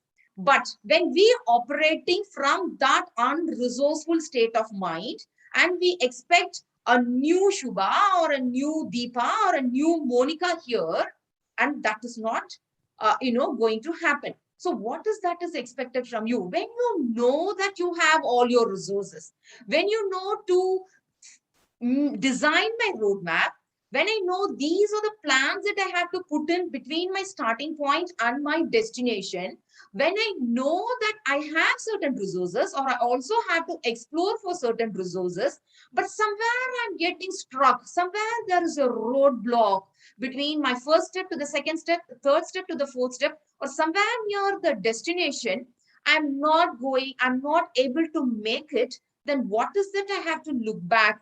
Your resourceful state of mind. See, once you think that you're capable of doing, that power within you, that thought within you, that who you are makes you achievable, makes you doable.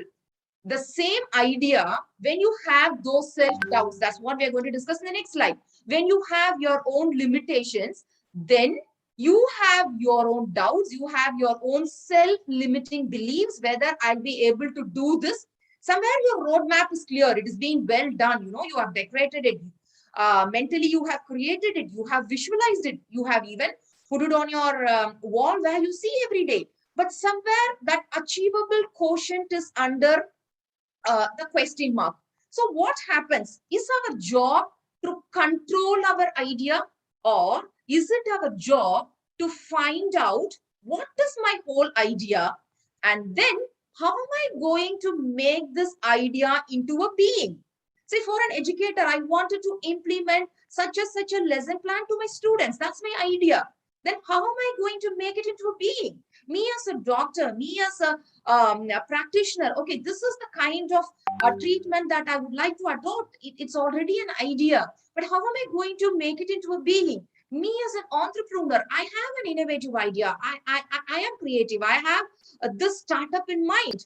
How am I going to transform this idea into that being? So what do you do?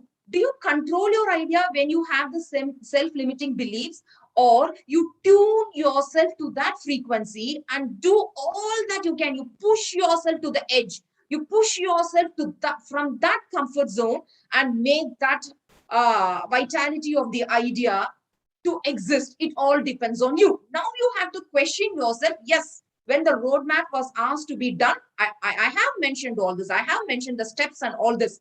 But do I have roadblocks? If you don't have roadblocks, well and good. We are happy with it. Everybody are going to thrive, not survive. You and me out there, we as women, across nation, across all these, what is happening, we as women are going to thrive when our roadmap is clear with all the steps. But we as humans, but we as a normal existence, making this normal existence on this earth, we do have certain roadblocks. And if I have made a list of what it is, and at the end of my sharing, you can share your views on it. Okay, so while designing your roadmaps, first thing what you need to do is find out your enemies. Here, when I mean enemies, they are not somebody from outside. They are not your neighbors. They are not your competitors. They are not your market. They are not your financial funds. They are your own resistance. And here, when I use the word resistance, it means for self-doubt. Is it possible? Can I do it? Is it achievable? Is it okay to start during this pandemic time? Will this COVID era come to an end? Self-doubt. Again, go back to the question, who are you? Should you be having that self-doubt? The other thing is distraction. When you know this is what I wanted to do, somewhere we are being distracted by this noisy world around us. When I mean noisy, it can be anything. I don't want to put certain, dogmas telling that this is noisy. Movies are noisy, or social medias are noisy, or friends are noisy. It depends. It depends. What is noisy for you? So what are my distractors? What takes away my interest towards what I wanted to do? So first is your self-doubt, and next is your distractions, and then somewhere your ego. Should I be doing this? Should I be going meet this person? Should I be, making a walk to them, asking them this? That ego. Sometimes ego becomes your enemy. That is one of your resistance. And then most importantly, procrastination. But again, I would say, when you're very clear in your vision, when you are a visionary, when you have your roadmap very clear and right in front of you, you have to remove away this word procrastination. That's what I would say. Procrastination should never come into the picture at all. Sometimes perfectionism also is one of your enemy. I will be doing this only when this happens. I will be initiating this only when all the circumstances are conducive. I will be doing this only when I equip myself. In a way, perfectionism is okay. But sometimes perfectionism might be your biggest blockage from what we really wanted to do. See, I have listed a few. Sometimes self-loathing can be your resistance. Sometimes insidious nature of you might be, your resistance. You need to find out what is your resistance. I have found out mine. I have worked on my resistance, and that's why as an entrepreneur, I was able to do certain things. So now this is your task now. At the end of this slide, we will be discussing on the same. So while finding out your enemies, when I mean the word resistance, what according to you is your resistance? Sometimes family might be a resistance. See, we need to accept certain hard truths. We need the family support. We need people in the family to morally support us, if not physically. So that can also be your resistance. So mention it. Whatever you feel this moment as a resistance while trying to, move from one step to the other. The very next important step is being stubborn. What is the biggest disaster from what we wanted to do? We stopping ourselves from what we wanted to do. One night you would have dreamt, or you would have visualized, you would have imagined, tomorrow this is what I'm going to do. Tomorrow this is how I'm going to behave. Tomorrow this is what I'm going to do with my people around me, with my colleagues, with my students, with my yes, has anybody to say something? Yeah. So what the next thing is being stubborn in your vision. Nothing wrong. That is why I was sharing this word with Mr. Omar, that nothing wrong in being selfish with what we wanted to do. And the very next word is passion. Passion is what Picasso painted with. Passion, Mozart, he created music with passion. You see, every child playing with clay, playing with toys, they do it with passion. Even when you see them playing just like that on the ground, when you see them on the beach, when you see them on the water, they do it with passion. Is your heart filled with that passion to reach your destination? Next, very important point is start before you're ready. Nothing wrong. Just begin. Just go, get up, dress up, take a file, make notes, do something. Even whatever you wanted to start might not be, so much visible right in front of your eyes. Just like that for a sailor, he might not even see the wind. He may not even feel the wind, but still he hoists the canvas. Hoist the canvas, telling that there is going to be wind and I'm going to sail. And he already starts, right? So likewise, you start before you're ready. Make that one first step. And then 10 steps to take, already one is done, 9 more steps. So you have to make that start. And sometimes nobody will be there to push you. Remember that.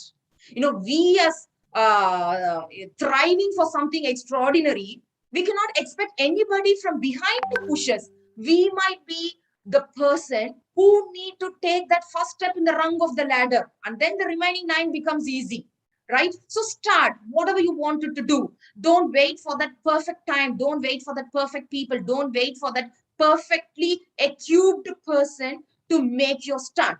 The very next important point is do research. This is very important. Very, very important. What am I going to do? Where am I going to do? To whom am I going to do? What is the market? Where am I standing? What is that I have to, cultivate or inculcate or imbibe myself or acquire? Whatever it might be, do a background search. Do complete research. Why? Unless and otherwise our heads, and hearts as well, is filled with what is required, then we might be stuck. And then what we might be doing is our lazy brain, our unconscious brain goes back to the stage of, grudging and, feeling sick of not moving further. So do research on what you wanted to start. It might be anything. I'm not giving very specific example because I see different people from different professions. So I just don't want to stick on to one. You might be knowing when I say research, what? See, for me as a trainer, what is a research? Now that I have to, do a training for Emiratis. So what is the country about? What are the people about? Where is it striving towards? Where is it moving towards? How is it leading the other countries? How are the people contributing? How are the expat entrepreneurs contributing? So that's the research I should be doing for you to talk, for me to talk in front of you. So likewise, start from the very baby step and move on one by one. Move to the complex step. Your complex step is your final. This is what the achievable thing, your destination. So do that simple to complex research, which you will be doing when you have the dire need to reach your destination. And then comes, you have to start at the end. Keep the climax at the end. You visualize yourself. Okay, down the line in 1 year, down the line in 6 months, down the line in 1 month, down the line in the next 5 years, this is how I am seeing myself. This is how Cynthia sees herself in the next 5 years, in 1 year. If that's the vision that you have about yourself and you know where you need to start, this is my technique. Whenever I sit and think of something and my kids ask, what, mommy, what's happening to you? And I always tell them, next year I think I'll be in UK. Next year I think I'll be here. Next year I think I'll be here. And sometimes they make fun. And sometimes they accept, is it, mommy, then when are we coming along with you? So if that's my destination, if that's my goal, if that's the place that I wanted to reach, just being idle, just being sitting and dreaming, is it going to help me? Yes, visualization technique works. That's what I'm aiming at.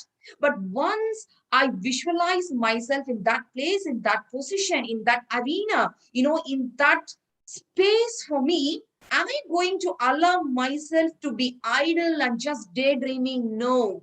I go back to step one.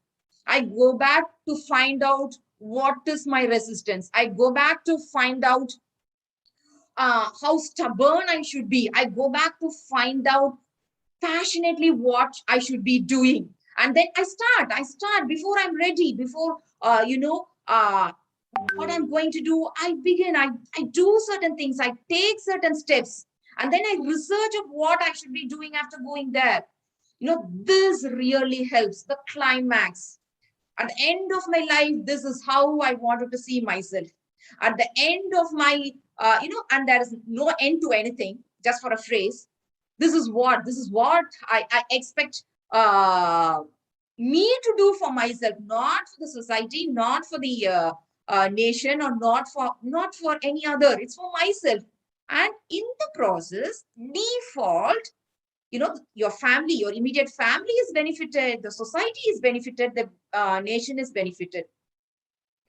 Dr. Maya expressed the same views, exact same views, what she said during her inaugurational speech.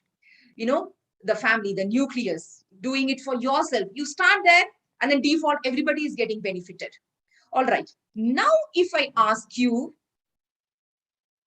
and one final step is, what is this about? Okay, I'm going to do a startup. What is this about? I'm going to do a training tomorrow. What is this about? I'm going to do this kind of a technique for my patients. What is this about? I'm going to do this kind of a teaching to my students. What is this about? What is the outcome? At the end of 1 hour, what is the outcome that I expect? For me first, and then for the participants. So when you are very clear of what is this whole idea about, then, you do everything precisely. You go sequentially. You are accurate in what you do. Though we make flaws, though we make, baby falls, it's okay. We learn. Even if we have not tried, even if we have not taken that one step, we haven't tried anything. So these are the steps that few steps that I have mentioned here while designing your roadmaps. Now it's your turn, guys. Do you have anything to add on to it? Or do you feel that, okay, out of all these mentioned, this is what I'm missing? Out of all these mentioned, I think this is where I need to be more focused. Or out of all these that is mentioned, this is exactly missing and I have to put that ingredient. Or you can add on some more ingredients to it. Now, please unmute and you can start your video and share the views.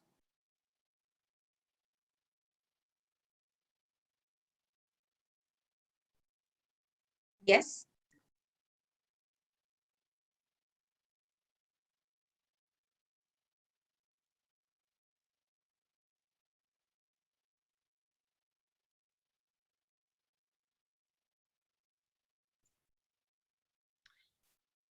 Yeah, I believe Yes, Tina. Can I say something? Yes, Yes, Suba, yes, thank you yes. so much for sharing. Yeah, thank you so much for sharing how to design our roadmaps. And it is actually well said that we cannot wait for the perfect time before we start. We just need to start. So my dear audience, you just need to start talking. So you can unmute yourselves and open your cameras so we can see you. Hi, Subha. May I add something here? Yes, sure. Yes, Dr. Yeah, Umar. I think. Thank you. It was I really loved this, designing your roadmap. I think that, we get so caught up with the day-to-day, putting out fires, just, sort of taking care of what's going on right now in our own environment, that we sometimes don't really sit down and think about where we want to be, over the next 3 years. So yeah, I mean, I had to really jog myself. And I think for me, I broke it down also into different aspects of myself, like my spiritual life, my personal life, and my professional life. But where I felt that I was really missing is looking for my enemies. Like, what is it that holds us back? How can I overcome those? That would be the next step. But just identifying the enemies, I mean, I didn't even put that into my roadmap at all. So thank you so much for sharing that with us. Thank you, Dr. Umar. It's my pleasure. Thank you, Dr. Omar, for your input. Do we have any from the audience who would like to say something? Do you want to add up to what Suba said about designing your roadmap? You can unmute yourselves and open your camera too. Hi, I'm Kavita here. I would like to add the point resilience, because we never know when, by designing a plan, we have a set of goals in mind, or we really foresee, or there could be challenges which are coming up, which we should be ready, and we can have a failure part too. So that resilience would help always, I feel. Yes, exactly. Thank you for adding that. Thank you. Thank you. And I love the point which was said in between, starting even before, when you are ready. That matters a lot. Yes. Even if we are not ready, we can start. Yes. And I would say most of these points are personal. What I tried, it varies from people to people. What I always felt was, when we decide something and when we want to do something, on the way, we could see challenges which we don't even think of. So the presence of mind to handle all those in our own way, that also matters. Yes, exactly. Well said. Thank you, Kavita. Thank you too. Yes, so Suba, I think others are still hesitant to talk. You can proceed with your next slides so we can move ahead. All right. Okay, but I would never accept this word hesitant, but still now, as keeping time in mind, we are agreeing with this word and moving further. All right. Now, if in case you have come up with an idea, if in case you are ready with your destination, if in case your roadmap is ready, and if you love your idea, and if it feels right, and you are willing to bleed for it, what next? Just go for it. Just go for it. Don't wait. Even now, I would apply all this. If you love what you wanted to say, and if you feel the statement that you're going to say is right, and you are ready to bleed. Here, bleed is nothing but unmuting and switching on your video. That's it. Just go for it. Just do that. Just 2 clicks away to, see you and to feel you and to hear you. And now again, after having a thought about this, just do it now. You feel, yes, this is what I wanted to say. I love my idea. I feel it right. Yes, nothing wrong in sharing in an open forum. Yeah, I'm ready to bleed it. I can unmute. I can start my video. I'm ready to share. Please do it.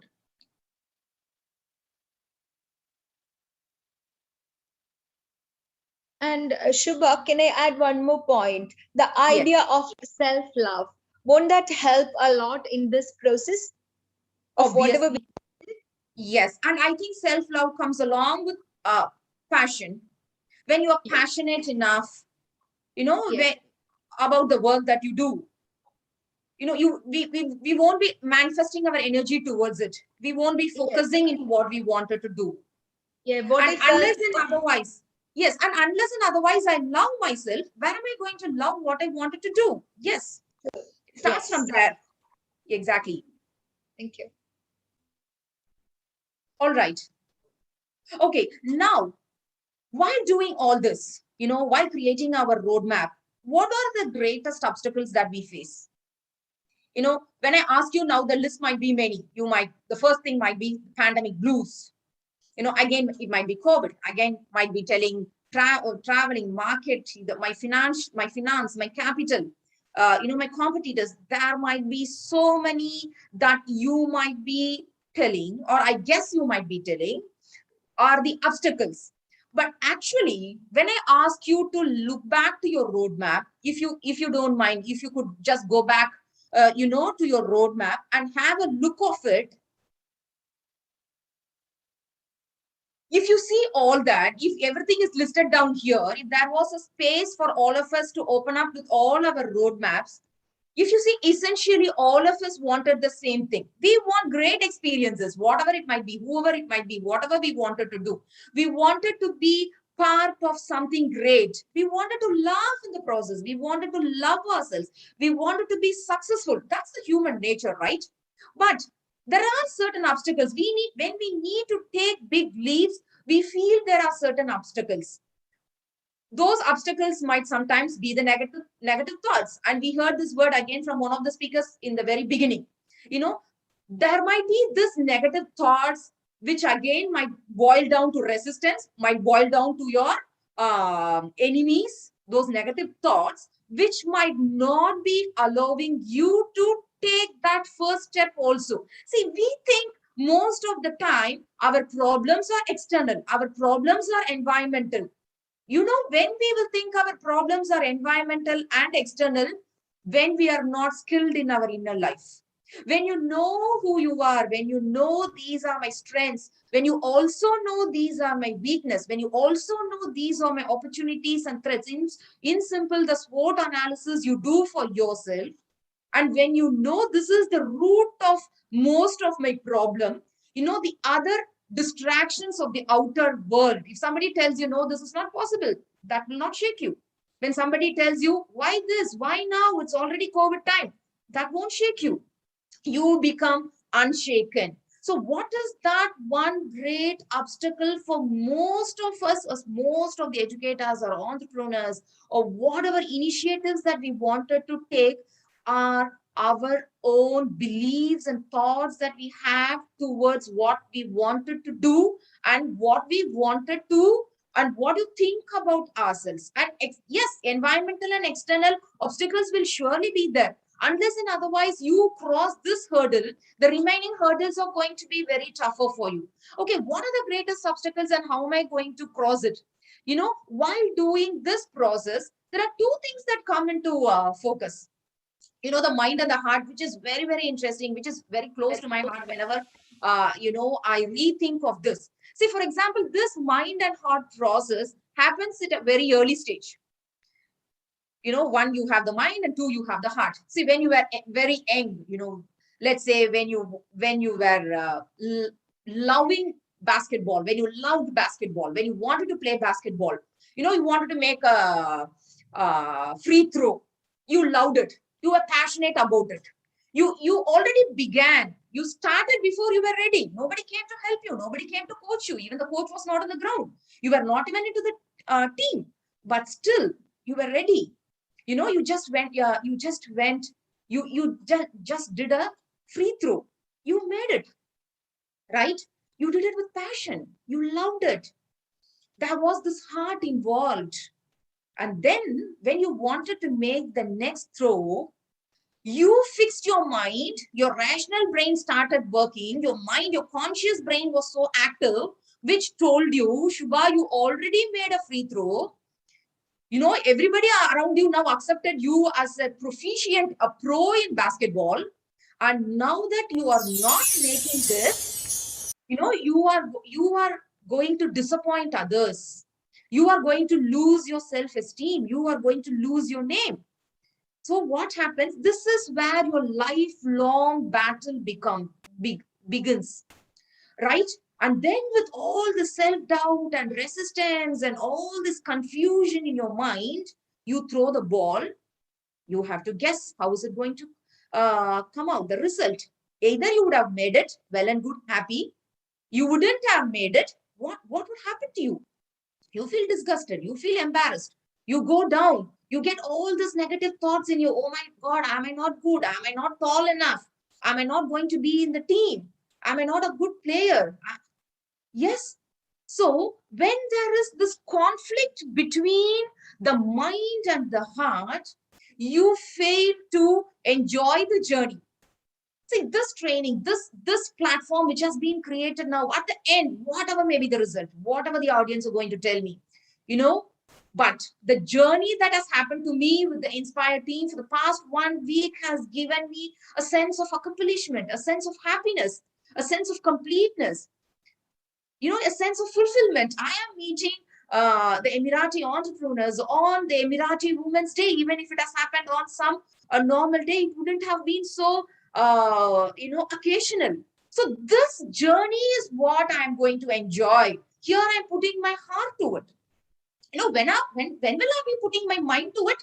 When something happens at the end, when this is what is added, when this is what is told, okay, let me rethink, let me redesign, let me do it the other way. Nothing wrong. We grow, we evolve. That's the way we as community help each other. So there is this odd when it comes to your thought about your mind and heart. Should I be doing it? Yes, I love. Kavita was rightly telling. Self-love. I love myself. I love my dream. I wanted to pursue my dream. I wanted to keep myself going. In that case, what would I be doing? I would be, yes, using my rational brain. I would be conscious about the steps I take. But still, I enjoy the journey. I love the way I am dealing my life. I love the failures. I love the setbacks. And then I know how to come back.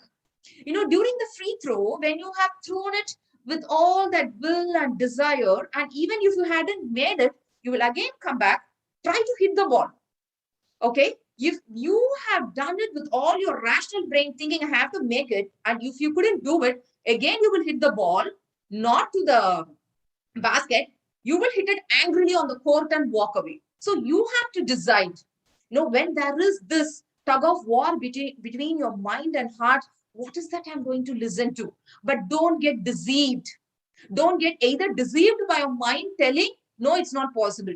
Or don't get deceived by your heart telling, it's okay, it's just a try. It's just one journey that you're going to make. You just do it as you wish. No, don't get deceived by either of these two. Be balanced. You should know where you need to listen to what and then move again. Okay, in all these, what is happening?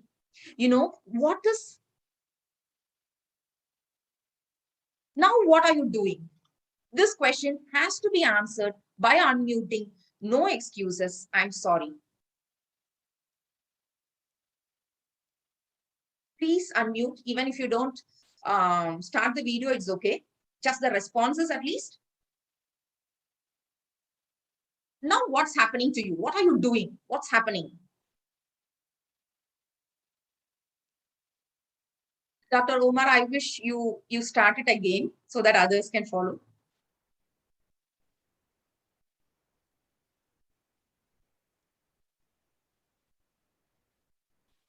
Subha, sorry, could you repeat the question?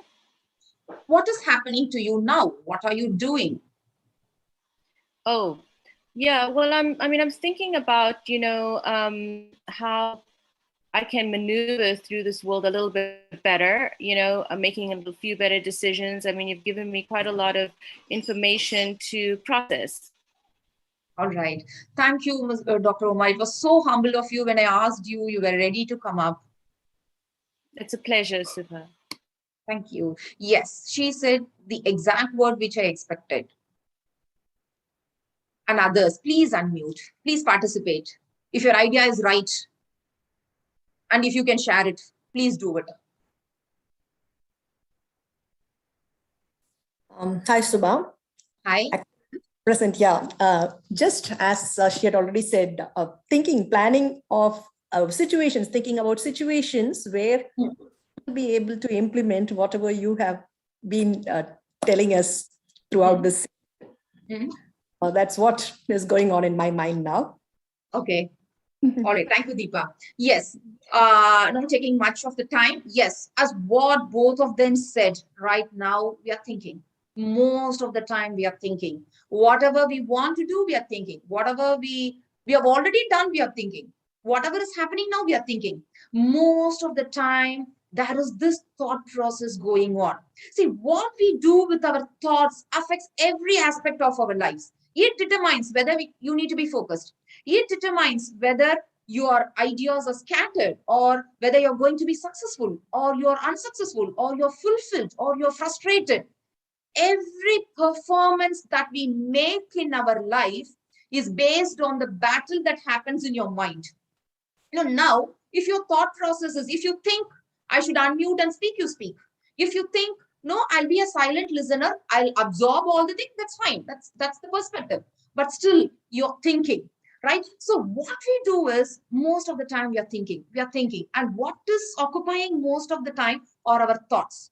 But if these thoughts, are your past reflections, and if these thoughts are mostly of your future anxiety, will these thoughts allow you to take further steps? Will allow you to move towards your destination? Absolutely not. So how are these thoughts to be designed? How are you going to design your thoughts? So these thoughts should be in such a way that empowers you. These thoughts should be in such a way that motivates you to take at least that one single step. These thoughts should be in such a way which reminds you of who really you are. Never allow your thoughts to go back to that past, or to think beyond being anxiety about your future. It all depends on you. See, whatever is said now, whatever has been happening from the beginning of the session is just like a platter of so many things put in right in front of you. It's your choice to pick and choose. What is required for you, what is applicable for you.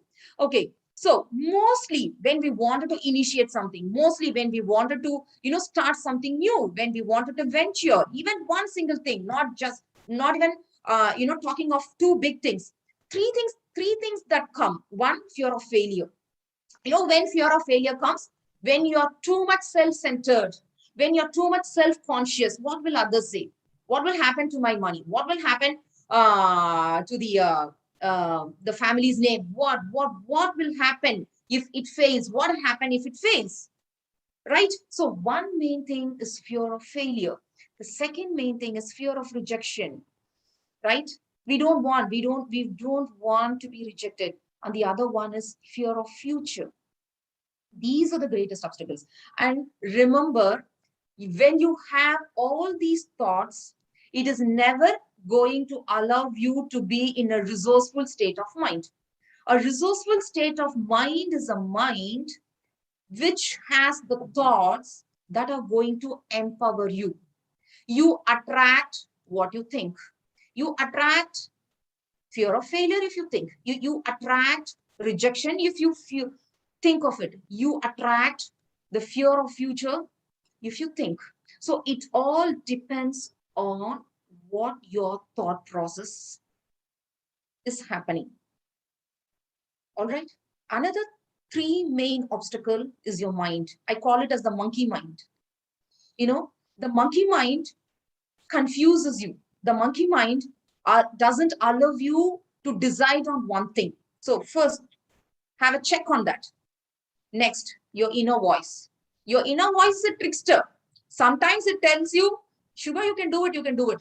Sometimes it tells you, oh God, it's just such a big platform. What are you going to do? It's a kind of a trickster.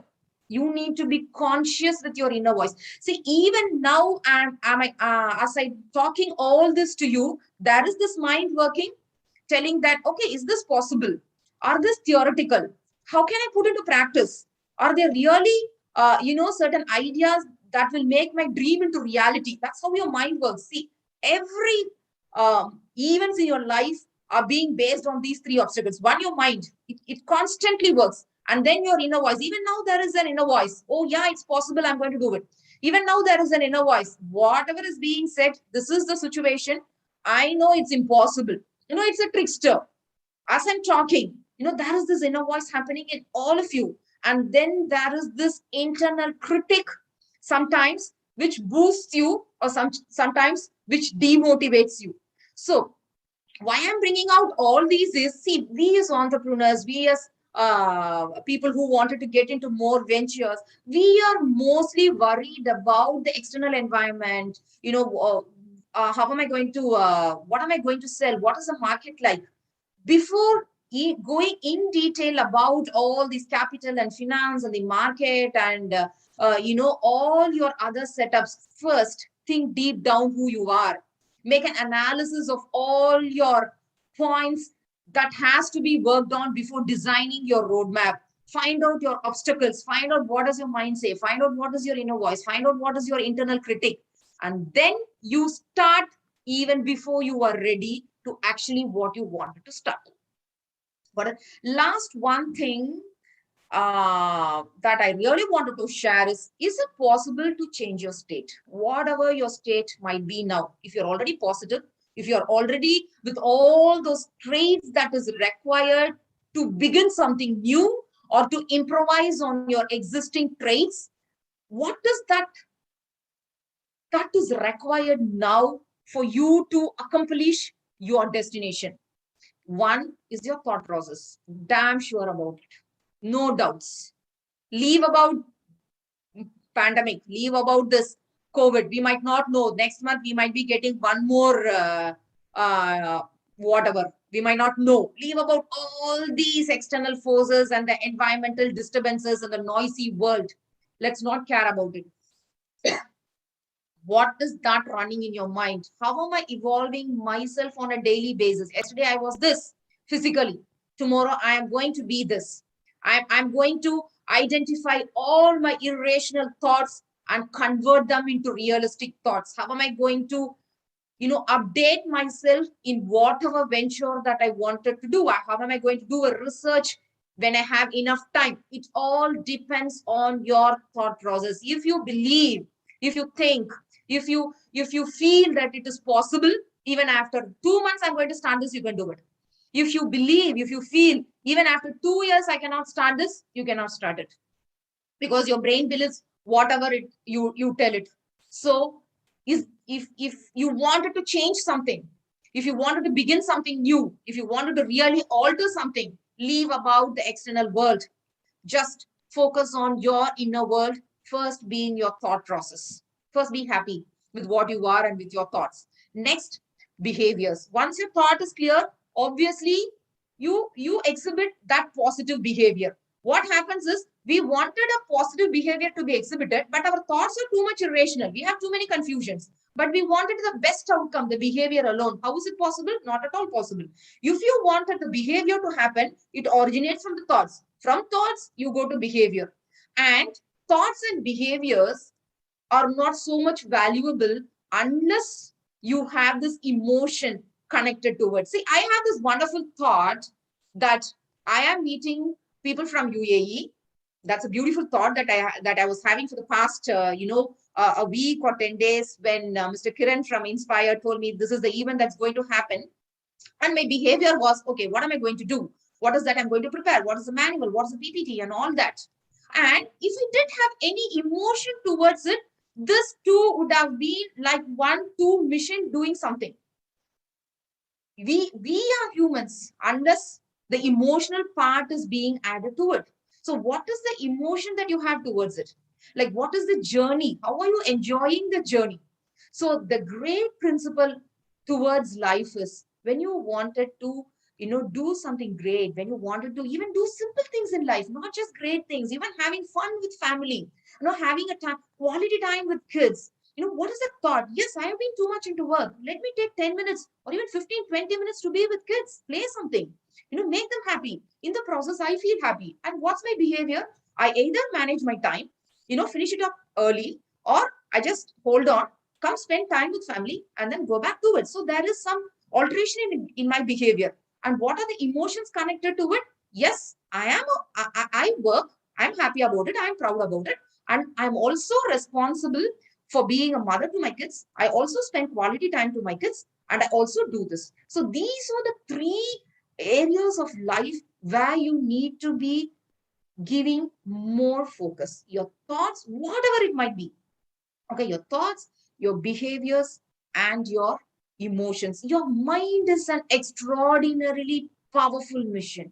Your thoughts control and determine almost everything that happens to you. See, unless you thought that you should attend the session, you won't be attending the session. Unless you thought that I should be till the end of the session, you won't be here till the end of the session. So it is extraordinarily powerful. That is what it controls you. But you are taming it. You are, giving it practice the way how it wanted to happen. So these are the areas which you need to be focusing. Okay, at the end of this, what is it I really wanted to share with you all is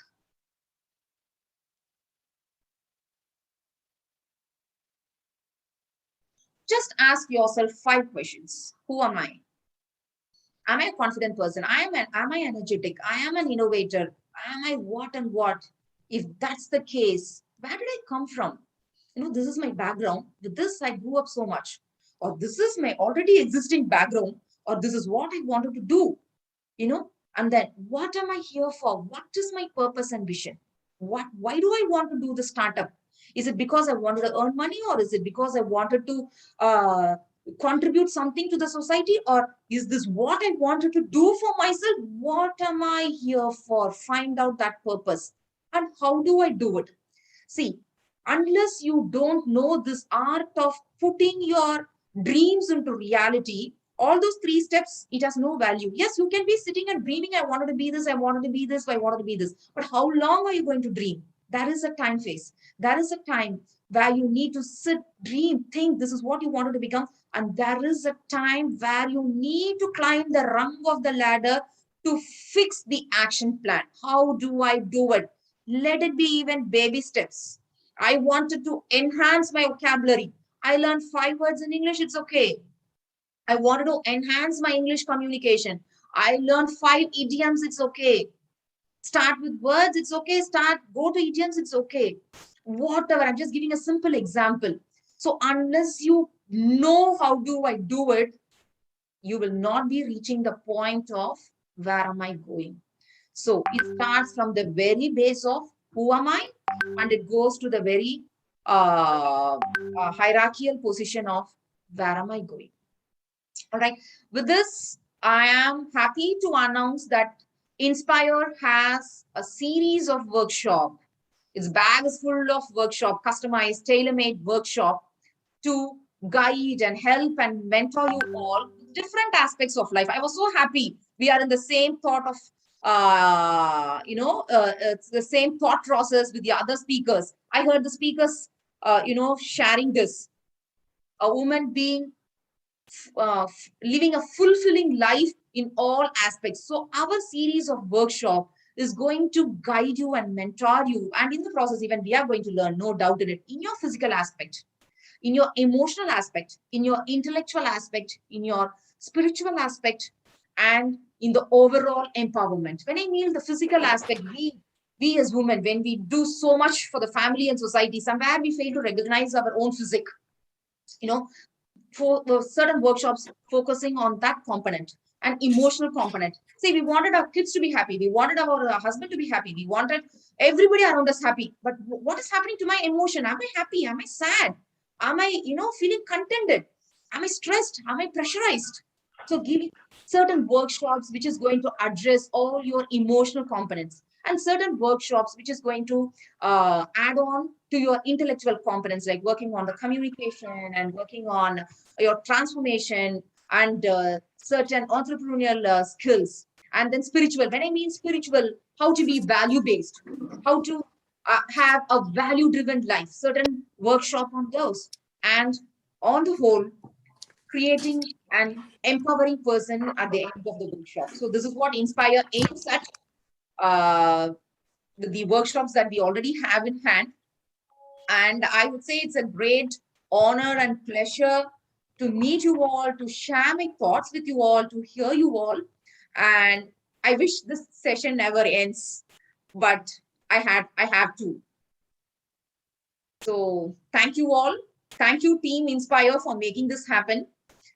And thank you, participants. So any questions? I show a little bit of attitude through this picture, meaning I'm open to questions. Hello. May I share my thoughts, please? Yes, please. Please go ahead. Okay. Hello, good afternoon, everyone. I am Atasha Beatrice. Please allow me to share my thoughts as a kid. I am listening here with my mom, by the way. I learned so many things today as I was listening to the presentation of all the guest speakers. As a kid, I realized that being a woman, we portrays a great role, a multi-dimensional human being. Every day, as I look at my mother, I appreciate how she managed her life, taking care of me and my little sister, being a wife to my daddy and an employee at her job. All the roles that she is doing, she managed it as if she is not tired doing it. And that's what I learned today. Empowering women, being positive in all aspects of life, capable to do all things in different roles. And I would like to thank Dr. Maya Al-Hawari, Dr. Sumaya Omar, Mrs. Fiola Dawood, Mrs. Renuka Gunjahali, and all those who had attended this workshop, and the Inspire team who made this workshop. Thank you everyone for listening to me. Have a great day. Goodbye. Thank you, Atasha. It was so lovely and sweet. Oh, wow. That was an awesome input from a young lady. I can say lady. You're not a girl anymore. You are such an empowered lady now. And thanks to your mom, I believe your mom is an empowered mother, having such an empowered child. Yes, of course.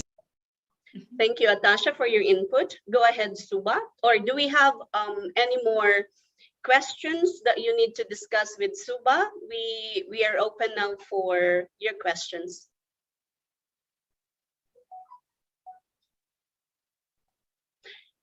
Okay, I believe, Suba, you actually did your point to each audience today, and we are going to wrap up so we can proceed with the next speaker. Do you have something to say more, Suba, or shall we go ahead and introduce our next speaker? We'll move ahead, Gina. Thank you. We'll move ahead. Yeah, and before we let you go, we would like to thank you for such a brilliant input, empowering input to all of us today. I believe that everyone will be polishing their own roadmaps the moment we finish this workshop. Thank you so much once again, Suba. And now I am going to, thank you. I am now going to— I have some guided questions for the audience. Can I proceed with that? Just few questions. Sure. Because, yeah. Okay, what are the takeaways? What are the takeaways from the session? At least one takeaway. Can I? Yes. Kavita here? Yeah. Yes. I always believe in evolving, okay? So this session gave me a lot of inputs where I could evolve better, which is important for me. Thank you. Thank you. Subha, it was really an enlightening session. Okay, you made us really think about where we are going. And as you said, the fear of future, that was the greatest fear. Even now I have that, always thinking about what will happen in future. So I think now I'll work on that. And it was an enlightening session and motivating session. So looking forward for more sessions like this from you with the team. Thank you for this. Thank you, Deepa. Thank you for the words. Okay, the next question is, if I ask you one word that stuck to your mind, what would it be? One word that stuck to your mind deep. It has been ingrained. What is that one word?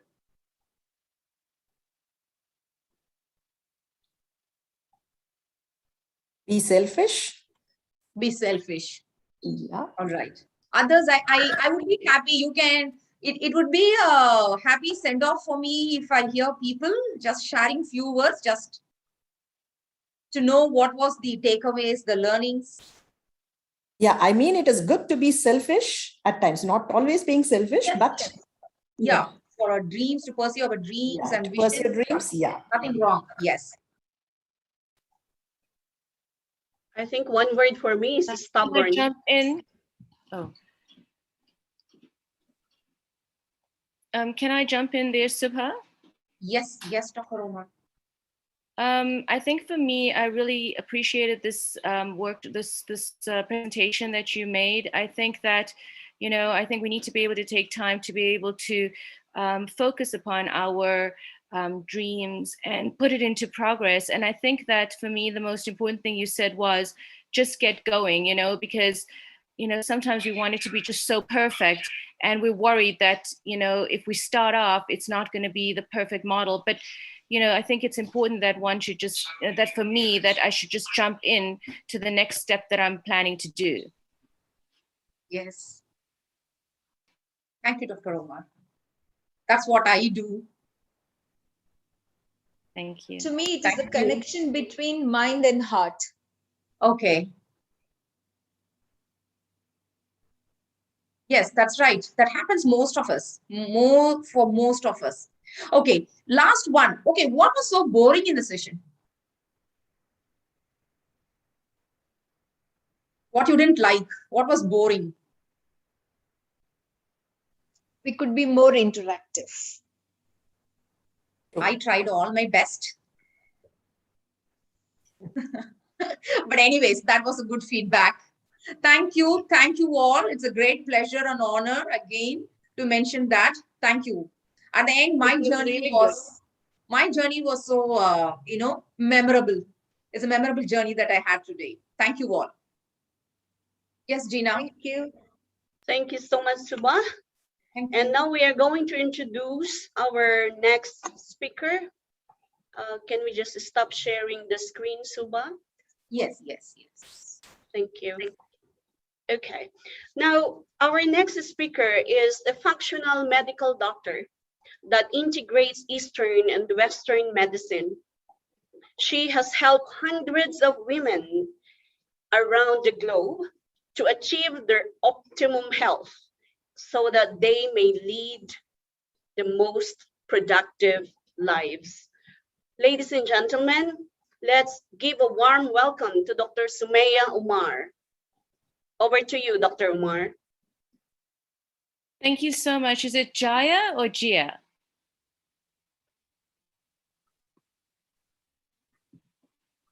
Thank you for that introduction, Gia. I really appreciate that. And welcome, everyone, and a happy Emirati Women's Day to you today. After Subha's talk, I realized that I should be a little bit more interactive, but she was amazing, trying to get us to answer questions. So, I really hope that we can also just have a great session. People can jump in, stop me if you want to ask any questions. I'm completely flexible about that. So thank you again, Inspire 360. It's really an honor to be here today. And I'd like to start by I'd like to start by sharing my screen. if you can just give me a minute and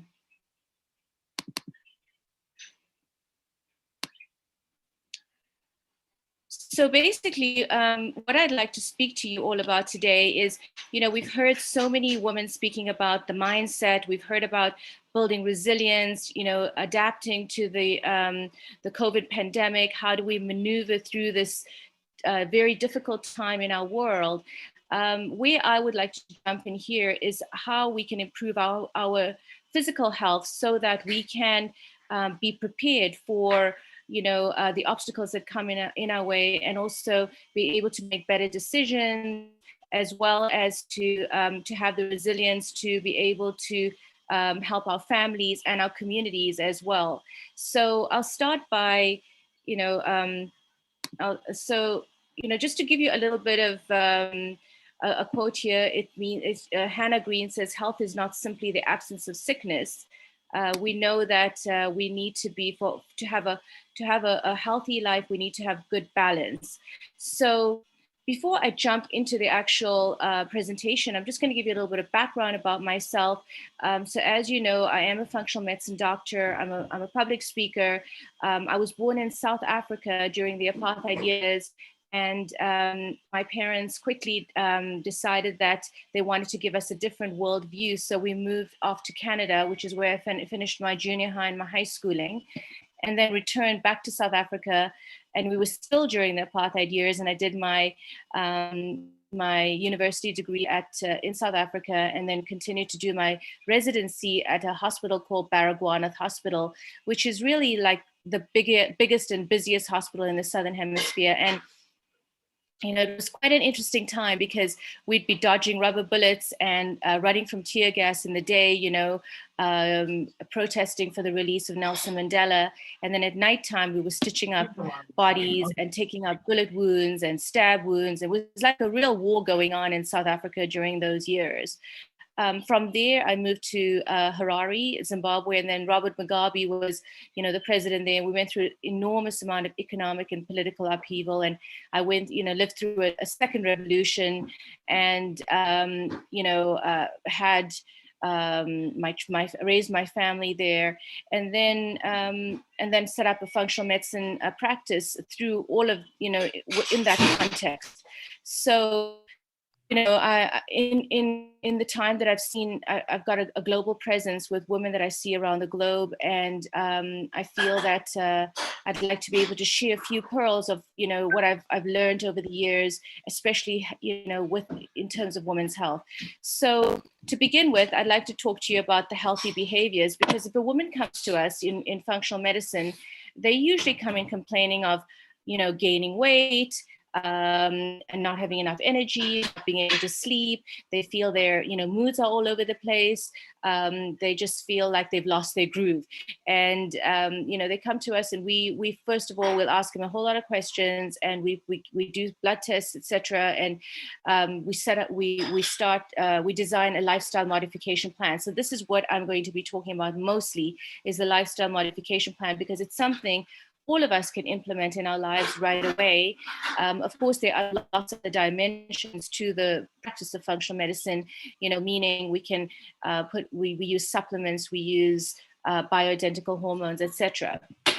So the 7 prongs of healthy behaviors include air and breathing, eating a healthy diet, maintaining healthy weight, exercising regular, get adequate sleep, eliminating toxins, and decreasing stress. I mean, it's the stuff that is really like common sense, I guess, in many ways, but it's all distilled, and it's just even though it sounds like it's very basic, we tend to overlook a lot of these aspects, So I'll begin by talking first about air and breathing. So deep breathing is so important to oxygenate the body, and we often find, like, if we're in a state of busyness, we don't aerate the bottoms of our lungs. And even if we're in a state of stress, we tend to be shallow breathers. So we breathe like, very, very shallow. But, it's important to be able to take time to aerate the bases and take deep breaths. So I'll give you an example.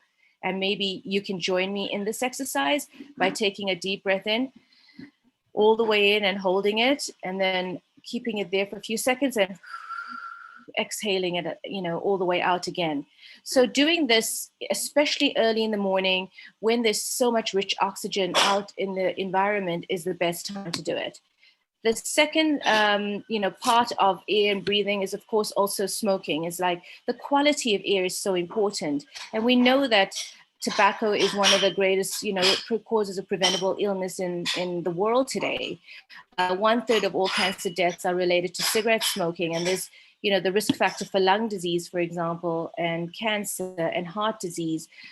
So, quitting is one of the best gifts you can give to yourself and your loved ones.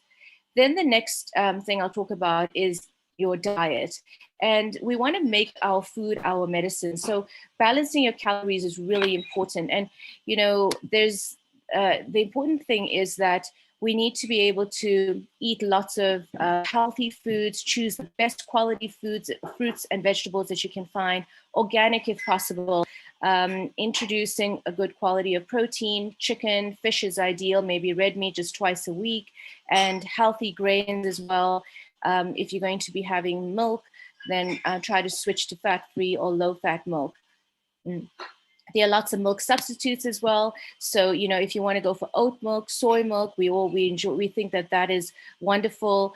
And eating healthy fats like olive oil and coconut oil and ghee are the best type of fats that we can introduce. Even the fats in our fruits and vegetables like avocados would be ideal. And then the foods that we want to reduce are the foods that are high in sugars, high in salt, and eating less sugar overall is really the ideal way to eat.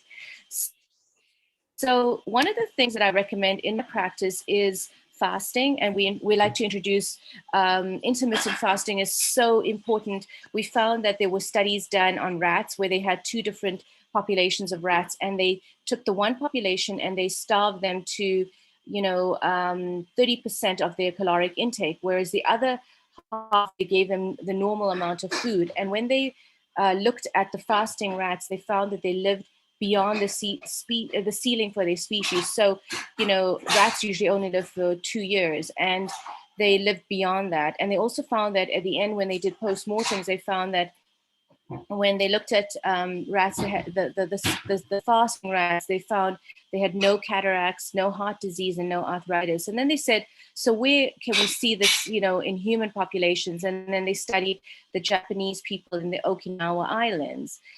These are the people that there are more people in Okinawa that live over 100 compared to people around the world. And that's when they discovered that it's because they eat so little, like it's just socially improper to eat more than a saucerful of food, and at a time. And now they've discovered areas in the world called blue zones, where there's a couple of places like Loma Linda in the United States. There's there's a place in New Mexico. There is Sardinia in Europe as well. And they found that, and of course Okinawa, and they found that in all these places, there's, of course, it's people that are eating healthy foods as well. They have good relationships, good network of communities as well, which also helps with their longevity. So what I recommend for my patients is one of two things, like intermittent fasting, meaning that you stop eating at around 6, 7 p.m. in the evening, and then you eat nothing through the night, of course, and delay your breakfast till about noon. So you're getting a good 14 to 18 hours of fasting. And this is the time when your body will go into healing and repair, killing off cancer cells, and also boosting your immune system. The other way we can do it is something called the 5-2 diet. And that means like you fast 2 days a week. And you would have like an 18-hour fast for those 2 days, and the rest of the days you're able to eat, normally. So moving on, to the reason why we want to reach and maintain a healthy weight is because we know that the extra weight you carry we're at a risk for type 2 diabetes, hypertension, heart disease and stroke, and certain types of cancers. Ovarian cancer comes to mind right away, and sleep apnea and osteoarthritis as well are risk factors for having a high weight. So even small amounts of weight, and getting back to the whole topic of fasting, again, if you do the 5-2 diet where you're fasting 2 days a week, your body weight will naturally come down and you will eventually be able to get to a healthy weight.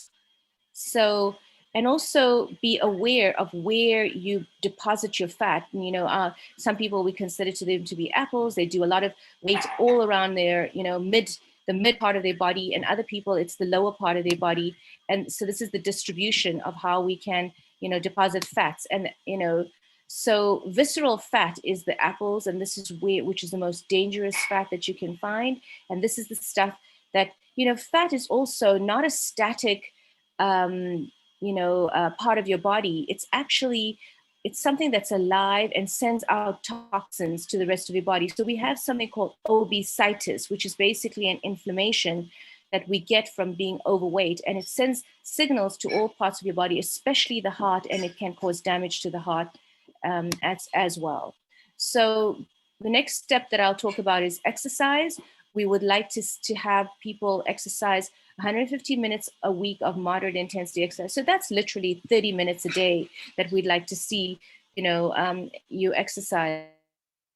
Strength training also really important for your bones, for maintaining your healthy bone density, and, you know, having more muscle in your body. It's also more metabolically active. So, you know, doing strength training exercise about two times a week is about the right amount.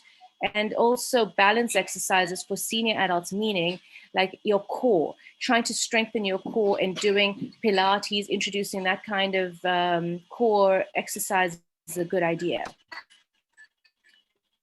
The next aspect of our health is sleep, and I think we all underestimate it. And I think that, you know, I would have to say, even from my own personal habit, I found that, you know, as a medical doctor, being a busy mom, having so much on my plate, I would scrimp with my sleep, and I would always try to be, you know, catching up and, you know, sleep late and pushing the clock till about 11, 12, and then wonder why I'm so tired in the morning, why I'm not functioning properly, why my moods are all over the place.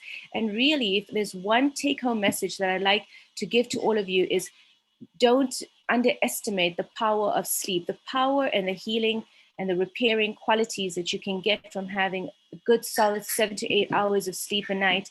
It's so important. It's a time for your body to actually repair itself and, you know, once again, go on and kill the cancer cells, and also to restore your cortisol levels back to its baseline, which is so important. So they are, you know, and of course, getting the right balance is important. Oversleeping or having too little sleep is also not a great idea. Then we talk about elimination, and it means emptying out your body of all the weights, keeping your gut cleansed. If you find that you tend to be on the constipated side, increase your roughage as well. Go ahead and, you know, take natural, you know, products like senna, which is really good for us as well. High fiber products, very good for us. The other area of elimination is also eliminating negative thoughts. And, you know, if you keep in, you know, we know that our psychology changes into our physiology. I mean, Subha spoke about that, like, you know, changing your body state. When you can just, you know, start moving your body. If you in a negative state, if you start moving your body, or you put in good music and you dance a little bit, jump up, down, or, you know, go and have a shower. You know, if you're standing, sit down. If you're sitting, lie down. So just changing your body state also eliminates a lot of the negativity that we hold on, and keeping grudges or ruminating over things that have happened in the past can lead to illness within your body, and, you know, that in itself can cause chronic diseases.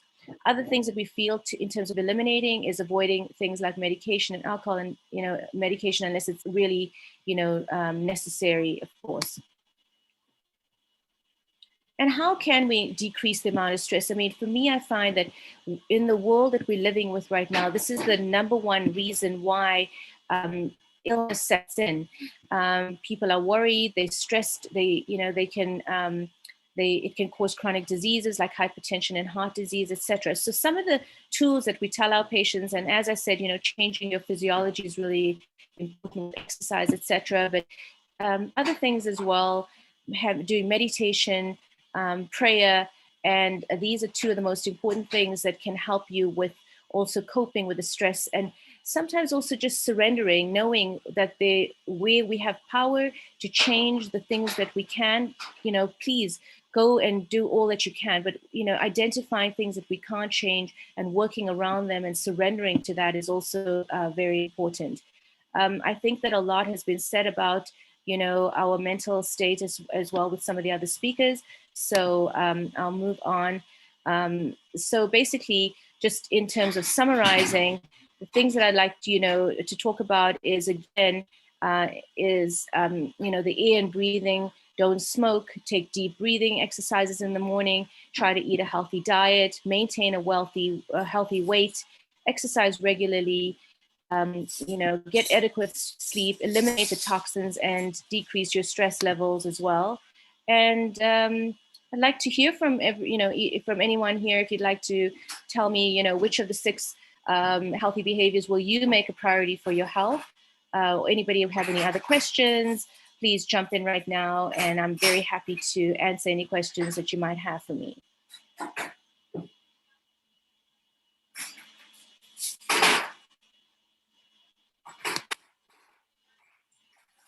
Okay, so if there aren't any questions, then I would like to invite any of you, if you're interested in terms of trying to understand our bodies.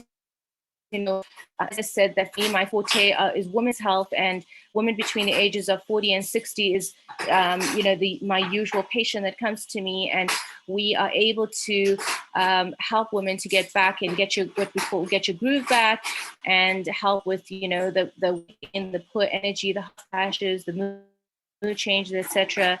And we are having a free menopause boot camp on October the 15th. And if you'd like to join my, Facebook group, you'll find me on Facebook. So please, connect with me and send me any private messages if you would like. I'd be more than willing to help you with that. I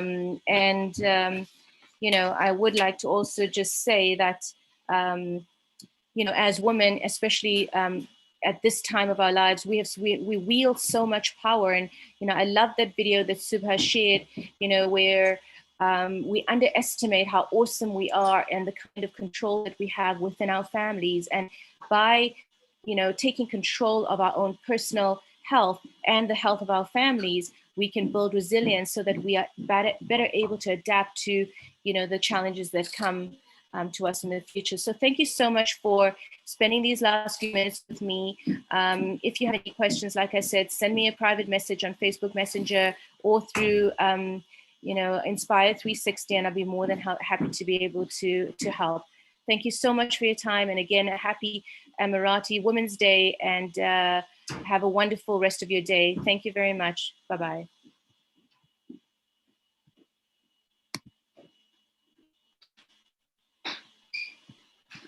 Thank you so much, Dr. Sumaya. Now, I think we are about to open the question and answer portion. So anyone can ask their questions. Those who are not talking, please unmute yourselves. Beautiful house. There. Okay, who would like to start the conversation? We actually do have Dr. Sumaya, Mrs. Dawood. We also do have Mrs. Renuka, and we also do have Dr. Maya. And you can ask questions based on their presentation, or if you have any other questions with regards to Suba's presentation as well, they're all welcome. They're all ready to welcome your questions. Who would like to go first? Dr. Omar. This is Shubha. Hi, Shubha. There was lots of intake from your presentation. What I do follow from what you have mentioned is exercising and sleeping. Sleeping, I don't get up less than 9 hours. And exercising, I don't skip a day without exercising. So what I feel I miss is the elimination process. They say that there are different kinds of elimination process, one for the gut, the liver, the kidney. So I would be more happy to know like how for each the attention can be given. Well, congratulations that you do exercise every day. Super, that's amazing. What kind of exercise do you do? I do HIIT. I do a combination of exercises. I do HIIT, I do cardio, I do ground exercises, and I play shuttle twice a week, and I go walking twice a week. And treadmill is my regular exercise activity. Fantastic. And so already by exercising, you have already activated one aspect of the elimination center, which is the skin. So if you're sweating, that's one aspect of elimination.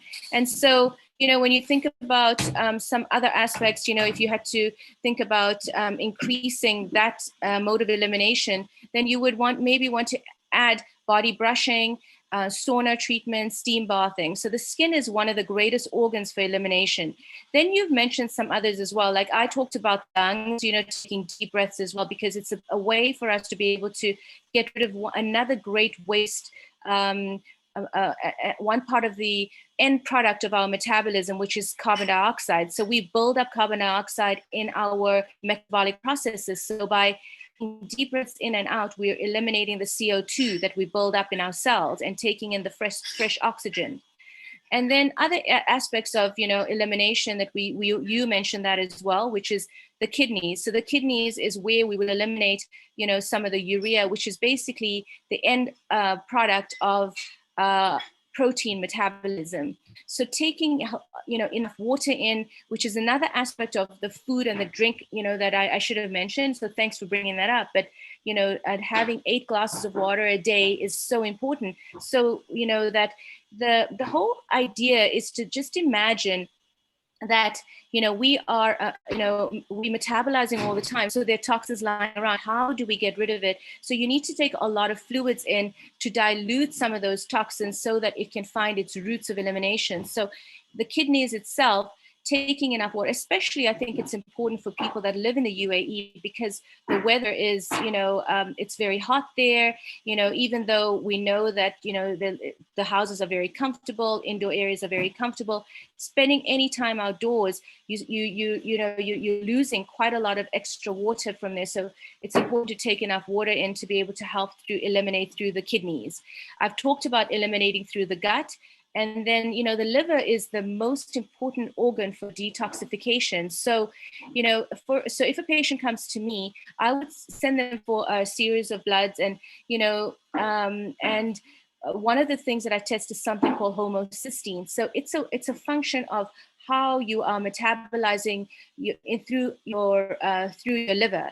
And if we find that those numbers are high, or we look at something called the CRP, which is telling us again about the amount of waste that we have lying inside, then we would recommend to our patients things like B12, folic acid, taking in more cruciferous vegetables, turmeric, flaxseed, different products that we would recommend to our patients to be able to help speed up that elimination process in the body. So, and luckily now with the advent of, COVID made us all, adapt to a new way of practicing. So now we're using a more online way of practicing. So patients, wherever they are in the world, can contact us, and we're able to give them the blood test that they're meant to have, and they can get that tested. We can read that and then advise them on how, what to do next for their bodies. But that's pretty much, the areas that we use in terms of eliminating. And also the thing that I think you're more of an expert than I am, which is the mind, to be able to, let go of the things that don't serve us any longer, find those enemies, that the roadblocks that stop us from, getting through to our roadmap. How do we maneuver through those things? Because, our mind is one of the most powerful organs, and it really sets up what goes on with us in terms of our physiology. So thanks for asking that question. I think it was a really relevant question. Thank you. Thank you for detailedly explaining that to me. Yeah. And if I may add one more thing, the thing you said was that you exercise daily, but you have 5 hours of sleep. And, I really do know that, that has really been a badge of that people hold, to say like, with all respect, I think that you're such an industrious person, so you probably have like so many things you need to get through, and maybe your body has found a way to adjust to the 5 hours of sleep. But we do know that more and more information is emerging to show how well we can, how much better we function when we have a bit more sleep. So 7 hours is really the minimum that we would like our patients to have, to be able to function at their best level, and in terms of optimum health, in terms of optimum well-being, not just for today, because today we can like burn our candle on both ends and get so much done. But I'm talking about also how we will function as we get older, and we can never catch up with that lost sleep. I mean, you could say, okay, well, I may have a half an hour nap on a weekend, but you'll never catch up with that sleep in terms of how your cells are aging, So there's another way we can test our biological age. We can check, we can do a cheek swab, and we can look at the cells, and we know chromosomes are like X's, right? So the bottom ends of our chromosomes are the bottom legs. We can measure them, and the longer they are, the healthier you are and the younger you are biologically. So the one thing that can lengthen your telomeres is called, that the bottom ends of your chromosomes, is intermittent fasting. We know that. But sleep is another thing that you need to be able to maintain that length of your telomeres. So just, food for thought, about where else you might want to be able to, help yourself in terms of your best health. Actually, Dr. Omar, I mentioned it as 9 hours. Oh, you said 9 hours. Pardon me.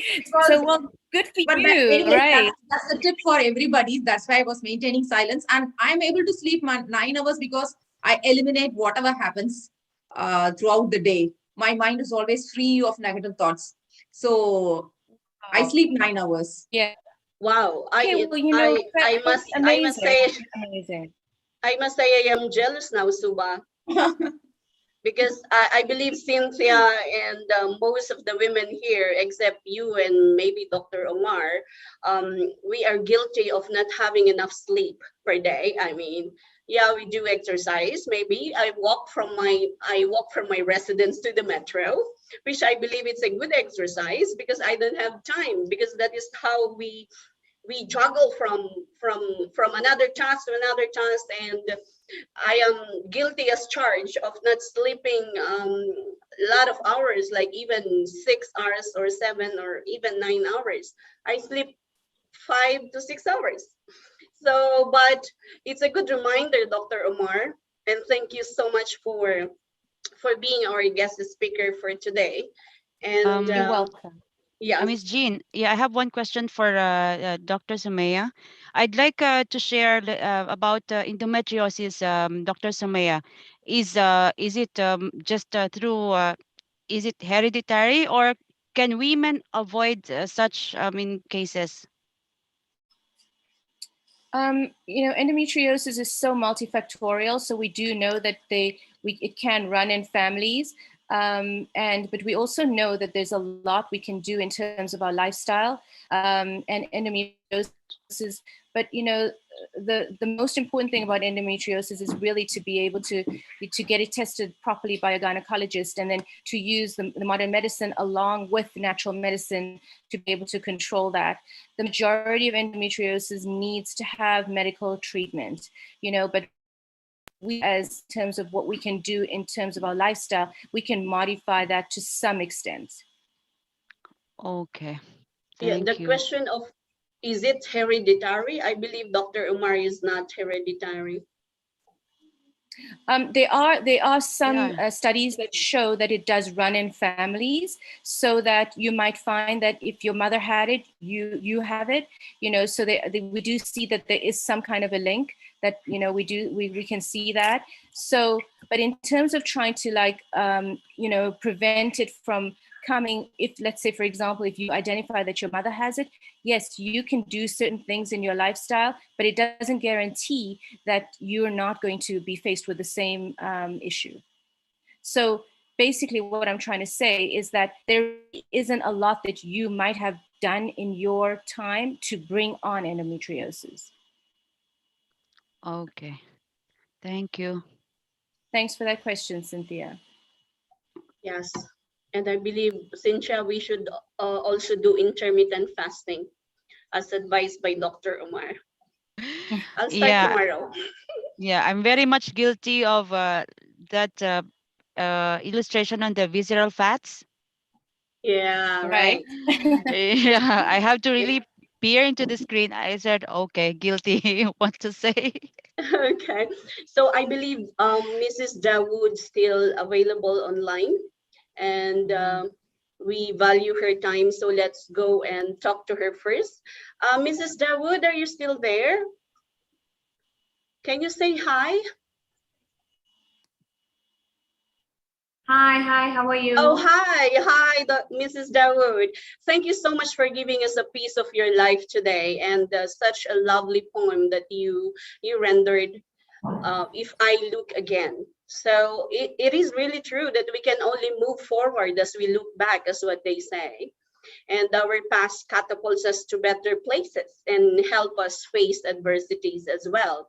Now, you talk about taking every opportunity and look at every possibility. In this busy world, especially in UAE, and we are talking about not only Emirati women, but all the women expats living in UAE. How do we recognize the best opportunity when presented to us? How do we recognize the best opportunity? You know, opportunities come in so many guises. And we need to just be positive about the ones that we are taking. In fact, it's not actually a matter of being positive. It's a matter of trusting your instinct, trusting what your gut feeling, you know? So when something is presented to you, you yourself will know deep down whether this is for me or not for me. And so you just grab what you know is good for you. That's how I mean, that's what I do. That's how I live my life. I'm sorry, I'm not putting my video on because I just went to go and pray and come back. So yeah, so that's what you say, you know, there's no such thing like every moment is an opportunity. Every moment is an opportunity for us to grab. So we have to take the moment, we have to decide, okay, you know what, I'm going to do this, I want to do it, and we take the opportunity. So I don't know. I mean, like, not I don't know, but that's how I look at life. Life presents us with opportunities at every instant in our life. And that is why I always encourage my children to ask questions, because if you don't ask questions, you're never going to know. And if you don't know, you're never going to learn. And also, if you don't learn, you're never going to know when it's an opportunity knocking at your door. Yes, and I also believe that too, that there are lots of opportunities, so we should trust our gut and do it. And I also believe that you jump in and then learn the process on your way. You know, the thing is, like, you take it, an opportunity comes along, you take it. If it works out, it's good for you. If it doesn't work out, it's also good for you. Because in that process, you have learned something. You have learned what you're capable of, and you have learned what you're not capable of. Exactly. Because So if we will not try, how do we know that it is doable or not, right? Or not doable, exactly. You know, you just have to know, but at the back of your mind, you always know what you want to do. You always have an inkling of what you want to do, how you want to do, start your day. You have that within you. Exactly. So whether an opportunity works out or it doesn't work out, there's always good in the opportunity that came about because you've learned something. If it worked out, very good, go on, move on. And if it didn't, I've learned something from there. This is for me or this is not for me. Yes, exactly. Thank you so much, Mrs. Dawood. Yes, my dear audience, do you have questions for Mrs. Dawood?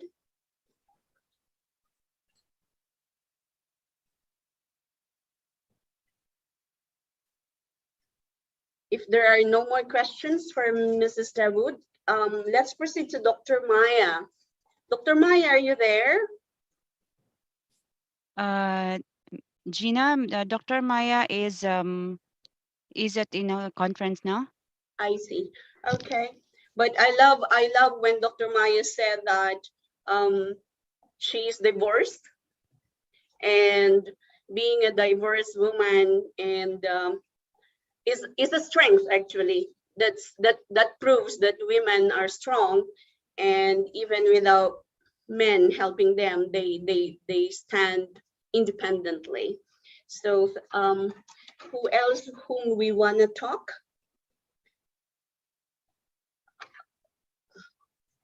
Dr. Sumaya is still there, yeah, right? How about my dear audience? Like, how about Janet, Ayana, Ursula, Lida, Atasha? Do you have questions with Mrs. Dawood and Dr. Sumaya?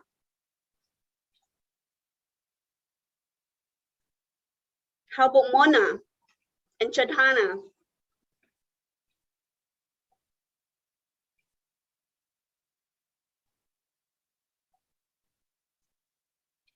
Okay, so we've heard a lot from our speakers for today, and today is the Emirati Women's Day. We are not just celebrating Emirati women, but we all celebrate women in the world, not only in UAE. Okay, so we should celebrate ourselves as well. Being a woman is not easy, isn't it, Cynthia? Being a woman is not easy. We wear lots of hats. We juggle every time. We have lots of tasks to do every day, but still, we are empowered by everyday tasks, everyday challenges, everyday issues. And today we had speakers who actually reiterated the points that women are strong, women are independent, women are innovative, women are leaders, women are caregivers, women are multitaskers. And then Dr. Sumaya talked about taking care of ourselves and improving our health. Because I always believe, and I know that you too believe, that health is wealth. So with all the tasks that we are doing, developing our businesses, striving to generate income from our income streams, but at the end of the day, if you're not healthy, your generated income or your revenue will be gone to the drain because you're ill. So let's take care of ourselves, as we are well reminded by Dr. Sumaya. And thank you so much, Dr. Sumaya, for that. And do you have anything to say, Cynthia? Yes. Before we thank our supporters and sponsors? Yeah. What I can say in general is that life presents us with opportunities in every instances. So it's up to us how to recognize it, how to well pick it up and just give it a try. As like Miss Fiolo said, if it works for you, then good. If it doesn't, still be thankful because you have learned something from it. But let's just keep our minds open in whatever opportunities that life will be throwing at us, because you know these opportunities will just pass by once. They will never come back again. Yes, exactly. And I also believe in that. There are lots of opportunities out there. If we fail, it's a lesson. If we succeed, then it's another lesson. We keep moving forward. So That's true. yeah. And we whatever it is that life will throw at us, we might as well embrace it. So Correct. it will be easier and lighter for us to move on and carrying on with life. Yes, and I also would like to reiterate what Mrs. Dawood said earlier, that we should not forget today, because what we are doing today is actually part of our tomorrow and part of our future. So might as well jump in, start, as what Suba said. And we should always remember we can look back in the past, because the past is our lessons that we can take forward to the future, and we will deal with adversities better than what we did yesterday, because we keep on moving forward, as what they say. So if no one wants to say anything, we're going to wrap up. Yeah, and maybe last thing, Gina, what I can share is that personally, tomorrow is just today, as what Dr. Omar said, because today will be yesterday. So the best time to start is now, not tomorrow. Exactly. So we empower ourselves so we can empower people. And the time is now, today itself. We need to empower ourselves so we can empower other people too. That's true. Atasha? So, hey, Atasha, you want to say something? I want to say something.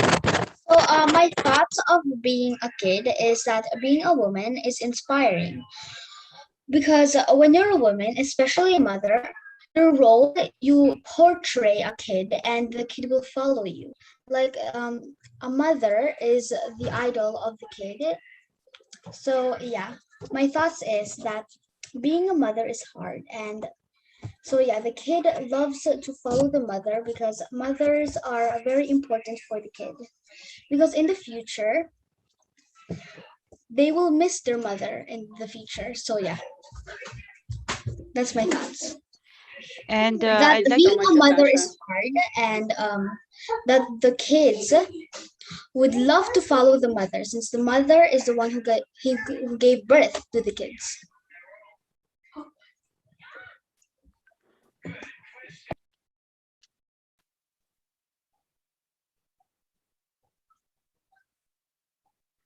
Okay, Gina? Yes.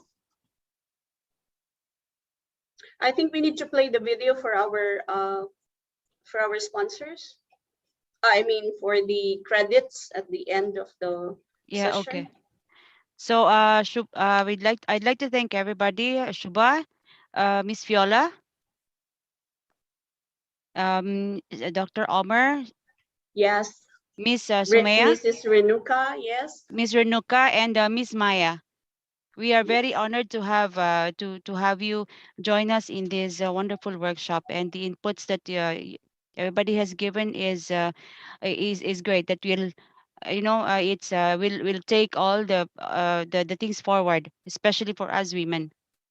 And of course, we would like to thank Inspire 360, of course, the advisors, I mean, Kiran, Cynthia, of course, Suba, Aisha, and the rest of the staff of Inspire 360. Also, Lee Bryan. Thank you so much. Without your collective efforts, this workshop is not possible. So thank you so much for giving us this opportunity. And of course, my dear audience, those who join us today and all those people watching in YouTube as well, thank you so much for exerting your efforts and spending your time, precious time with us, especially that today is weekend and I know that you are having your off. So we would like to thank you, and we would like to see you again on the next workshop. Yeah. And Mr. Lee will play the brand partners video. And also, I'd like to thank Ms. Radia Hasim and Ray Dilante. Rachel Saloon, Blush and Glow, and Yumi Hero group of companies. Yes. So we can play okay.